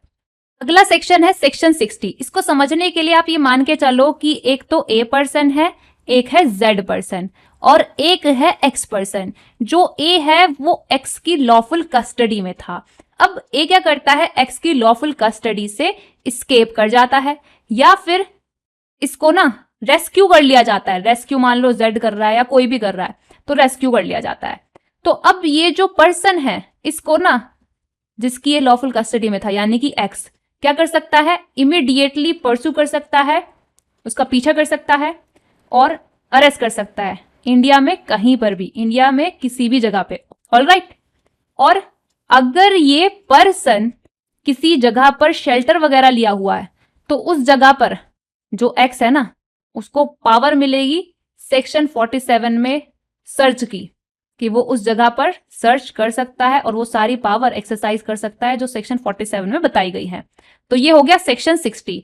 सेक्शन 60A हमने बिल्कुल स्टार्टिंग में डिस्कस कर लिया था। इसमें सिंपल सी चीज ये है कि कोई भी अरेस्ट नहीं किया जाएगा जब तक कि वो सीआरपीसी के प्रोविजन के तहत या फिर अरेस्ट के संबंध में किसी अदर लॉ में जो कि for the time being enforcement में है, प्रोविजंस वगैरह दिए गए हैं, उनके अकॉर्डिंग ना किया गया हो। ऑलराइट, तो अरेस्ट जो है वो किया जाना चाहिए उसी तरीके से जैसा कि सीआरपीसी में बताया गया है, या फिर अरेस्ट के संबंध में प्रोविजन देने वाले किसी अदर लॉ के तहत बताया गया है। तो ये है सेक्शन 60 है। अदरवाइज जो अरेस्ट है वो इलीगल होगा, आर्टिकल 21 का वायलेशन करेगा और रिट ऑफ हबियस कॉर्पस इशू करवाया जा सकेगा। तो यहां तक ये चैप्टर होता है कंप्लीट। अब आपका सवाल बनता है ये कि जो अरेस्टेड पर्सन होता है उसको क्या क्या राइट होते हैं। तो देखो, पहला हम देखेंगे इंडियन कॉन्स्टिट्यूशन के आर्टिकल 21 में उसको क्या क्या राइट है। तो एक तो है स्पीडी ट्रायल का राइट, जो बताया गया था हुस्नारा खातून वर्सेस स्टेट ऑफ बिहार के केस में। नेक्स्ट राइट है right to free legal aid, जो आपका देखने को मिलेगा आपको इंडियन कॉन्स्टिट्यूशन के आर्टिकल 39A में, साथ ही सीआरपीसी के सेक्शन 304 में। और इस राइट को कंफर्म किया गया था Khatri versus state of Bihar और Ajmal Kasab versus state of Maharashtra, इन दोनों केस में। इसके अलावा राइट टू बेल, और इस संदर्भ में आप केस लिख सकते हैं Motiram versus state of Madhya Pradesh का, जिसमें कहा गया था कि बेल रूल है और जेल एक्सेप्शन है। अगला राइट है राइट अगेंस्ट हैंड कफिंग, जो कंफर्म किया गया था प्रेम शंकर शुक्ला वर्सेस दिल्ली एडमिनिस्ट्रेशन के केस में। कहा यह गया था कि अरेस्ट करने के लिए हथकड़ी लगाने की जरूरत नहीं है। अगला राइट है राइट अगेंस्ट कस्टोडियल टॉर्चर और डेथ, जिसके संबंध में केस है Nilabati Behera versus state of Orissa का। इस केस में एक बात कही गई थी ये कि जो प्रिंसिपल ऑफ सोवरन इम्यूनिटी है वो उस कंपनसेशन को अवार्ड करने की प्रोसीडिंग पर अप्लाई नहीं होता है जो दिया जाता है फंडामेंटल राइट के वायलेशन में। तो ये केस ना रिसेंटली बिहार जुडिशरी का जो एग्जाम हुआ था 2023 में 4 जून को, वहां पर ये क्वेश्चन आया था कि ये पर्टिकुलर बात कौन से केस में रूल की गई थी। तो इसका आंसर है नीलावती बेहरा वर्सेस उड़ीसा 1993। अगला राइट है right against the use of third degree method by police. Police ने थर्ड डिग्री मेथड यूज नहीं करना है अरेस्टेड पर्सन के अगेंस्ट। इसके अलावा DK Basu versus state of West Bengal 1997 के केस में कुछ गाइडलाइंस वगैरह दी गई थी अरेस्ट और डिटेंशन के संबंध में, और ये गाइडलाइन आगे चल के डीके बासु गाइडलाइन के नाम से जानी जाने लगी। इसके अलावा राइट टू फेयर ट्रायल के बारे में भी कहा गया Zahira Habibullah versus state of Gujarat के केस में कि ये राइट भी इनको है। इसके अलावा आर्टिकल 22 के क्लोज 1 में, जिसको हम रीड कर सकते हैं सीआरपीसी के section 50 subsection 1, section 55, section 75, section 41D, section 303, इन सेक्शंस के साथ। तो इस आर्टिकल में क्या राइट मिलता है? राइट मिलता है कि जिसको अरेस्ट किया जा रहा है ना उसको बताया जाए अरेस्ट के ग्राउंड्स, और साथ ही मिलता है यह राइट कि वो अपनी चॉइस के लॉयर के द्वारा खुद को डिफेंड करा सकता है। और सिमिलरली चीज हमें देखने को मिलती है यूडीएचआर के आर्टिकल 9 में ह्यूमन राइट के रूप में। नेक्स्टली आर्टिकल 22 के क्लोज 2 में राइट मिलता है कि अरेस्ट से 24 घंटे के अंदर मजिस्ट्रेट के समक्ष अरेस्टेड पर्सन को प्रोड्यूस कर दिया गया होना चाहिए, और इस टाइम में से एक्सक्लूड करेंगे मजिस्ट्रेट की कोर्ट तक पहुंचने में जर्नी में लगा समय। सेकेंडली यहां पर एक और राइट मिलता है। राइट मिलता है क्या? अगर मजिस्ट्रेट फर्दर डिटेंशन ऑथोराइज नहीं करता है तो 24 घंटे बीत जाने के बाद जो अरेस्टेड पर्सन है उसको रिलीज कर दिया गया होना चाहिए। तो ये जो राइट यहां पर इस आर्टिकल में मिल रहे हैं इनको हम देख सकते हैं सीआरपीसी के सेक्शन 56, 57 एंड 76 में। अब यहां पर हम सीआरपीसी के प्रोविजन के तहत जो राइट्स मिल रहे हैं इनको समरली डिस्कस करेंगे। तो पहला राइट मिलता है अरेस्ट के ग्राउंड जानने का इन सेक्शंस के तहत, और इस सेक्शन के तहत राइट मिलता है ये इंफॉर्मेशन पाने का कि जो अरेस्टेड पर्सन है वो बेल पर रिहा हो सकता है। ये चीज उसको पता तो चलनी चाहिए। तीसरा राइट मिलता है इंटेरोगेशन के दौरान अपने पसंद के एडवोकेट से मिलने का, बट ये राइट पूरे इंटेरोगेशन के दौरान इस्तेमाल नहीं किया जा सकता है। नेक्स्टली अपनी पसंद के लॉयर से खुद को डिफेंड करने का भी राइट मिलता है। तो ये वाले राइट मिलते हैं कहां? इन सेक्शंस के तहत। नेक्स्टली सेक्शन 50A में राइट मिलता है अरेस्टेड पर्सन को कि वो अपने अरेस्ट के बारे में बता सकता है जिसको भी वो बताना चाहता है उसे। 55A में अरेस्टेड पर्सन को राइट मिलता है ये कि जिसकी भी कस्टडी में वो है वो व्यक्ति उसकी हेल्थ एंड सेफ्टी का रीजनेबल केयर करे। और यहां पर ये जो सेक्शंस लिखे हैं और इंडियन कॉन्स्टिट्यूशन का जो आर्टिकल लिखा है इसके तहत राइट मिलता है अरेस्टेड पर्सन को कि विदाउट अननेसेसरी डिले उसको मजिस्ट्रेट के समक्ष या फिर एसएचओ के समक्ष प्रस्तुत कर दिया गया होना चाहिए। नेक्स्टली ये राइट भी मिलता है कि 24 घंटे से ज्यादा उसको पुलिस ऑफिसर कस्टडी में ना रखे। अरेस्ट करने के बाद 24 घंटे होने से पहले वो मजिस्ट्रेट के समक्ष प्रस्तुत कर दे, और वहां से जब ऑर्डर मिलता है ना तभी आगे 24 घंटे से ज्यादा के लिए रख सकता है, अदरवाइज नहीं। और ये चीजें आपको इन सेक्शंस में देखने को मिलेगी। नेक्स्टली, अरेस्टेड पर्सन को राइट है कि वो अपना मेडिकल एग्जामिनेशन करवा सकता है सेक्शन 54 ऑफ सीआरपीसी के तहत, और इससे रिलेटेड शीला बारसे वर्सेस स्टेट ऑफ महाराष्ट्र का केस आपने ध्यान रखना है। तो यहां पर आपका चैप्टर नंबर 5 सीआरपीसी का होता है कंप्लीट। इसको हमने हर एक उस तरीके से डिस्कस कर लिया है कि आपका प्रीलिम्स, मेंस और एलएलबी के एग्जाम में कोई भी क्वेश्चन अगर आए तो आप इजीली उसको अटेम्प्ट कर पाए। यहां से लेके यहां तक किसी भी सेक्शन में आपका कोई डाउट अगर है या कोई क्वेरी वगैरह है तो आप कमेंट सेक्शन में पूछ सकते हैं, इंस्टाग्राम, टेलीग्राम, कहीं पर भी पूछ सकते हैं। सीआरपीसी की अगर आपको पीडीएफ परचेस करनी है या फिर और भी सब्जेक्ट की पीडीएफ अवेलेबल है, उनमें से किसी भी सब्जेक्ट की अगर आपको पीडीएफ परचेस करनी है, या फिर सीआरपीसी एंड आईपीसी, इन दोनों में से किसी का भी अगर आपको वीडियो कोर्स परचेस करना है तो उसको परचेस करने के लिए आप या तो मुझे मेल कर सकते हैं मेरे ईमेल एड्रेस पर जो कि आपको स्क्रीन पर दिख ही रहा होगा, या फिर आप मुझे मेरी टेलीग्राम आईडी पर मैसेज कर सकते हैं जो कि मैंने डिस्क्रिप्शन में डाल दी है। जाते जाते चैनल को सब्सक्राइब कर देना, वीडियो को लाइक कर देना और कमेंट सेक्शन में कुछ ना कुछ जरूर लिखना। कुछ भी लिखो बट लिखो जरूर। ये यूट्यूब के एल्गोरिथम के लिए मेरी आप लोगों से रिक्वेस्ट है, तो मेरी इस रिक्वेस्ट पर एक्ट करें और कमेंट सेक्शन जरूर भर दें। Thank you for watching my video. मिलते हैं नेक्स्ट वीडियो में।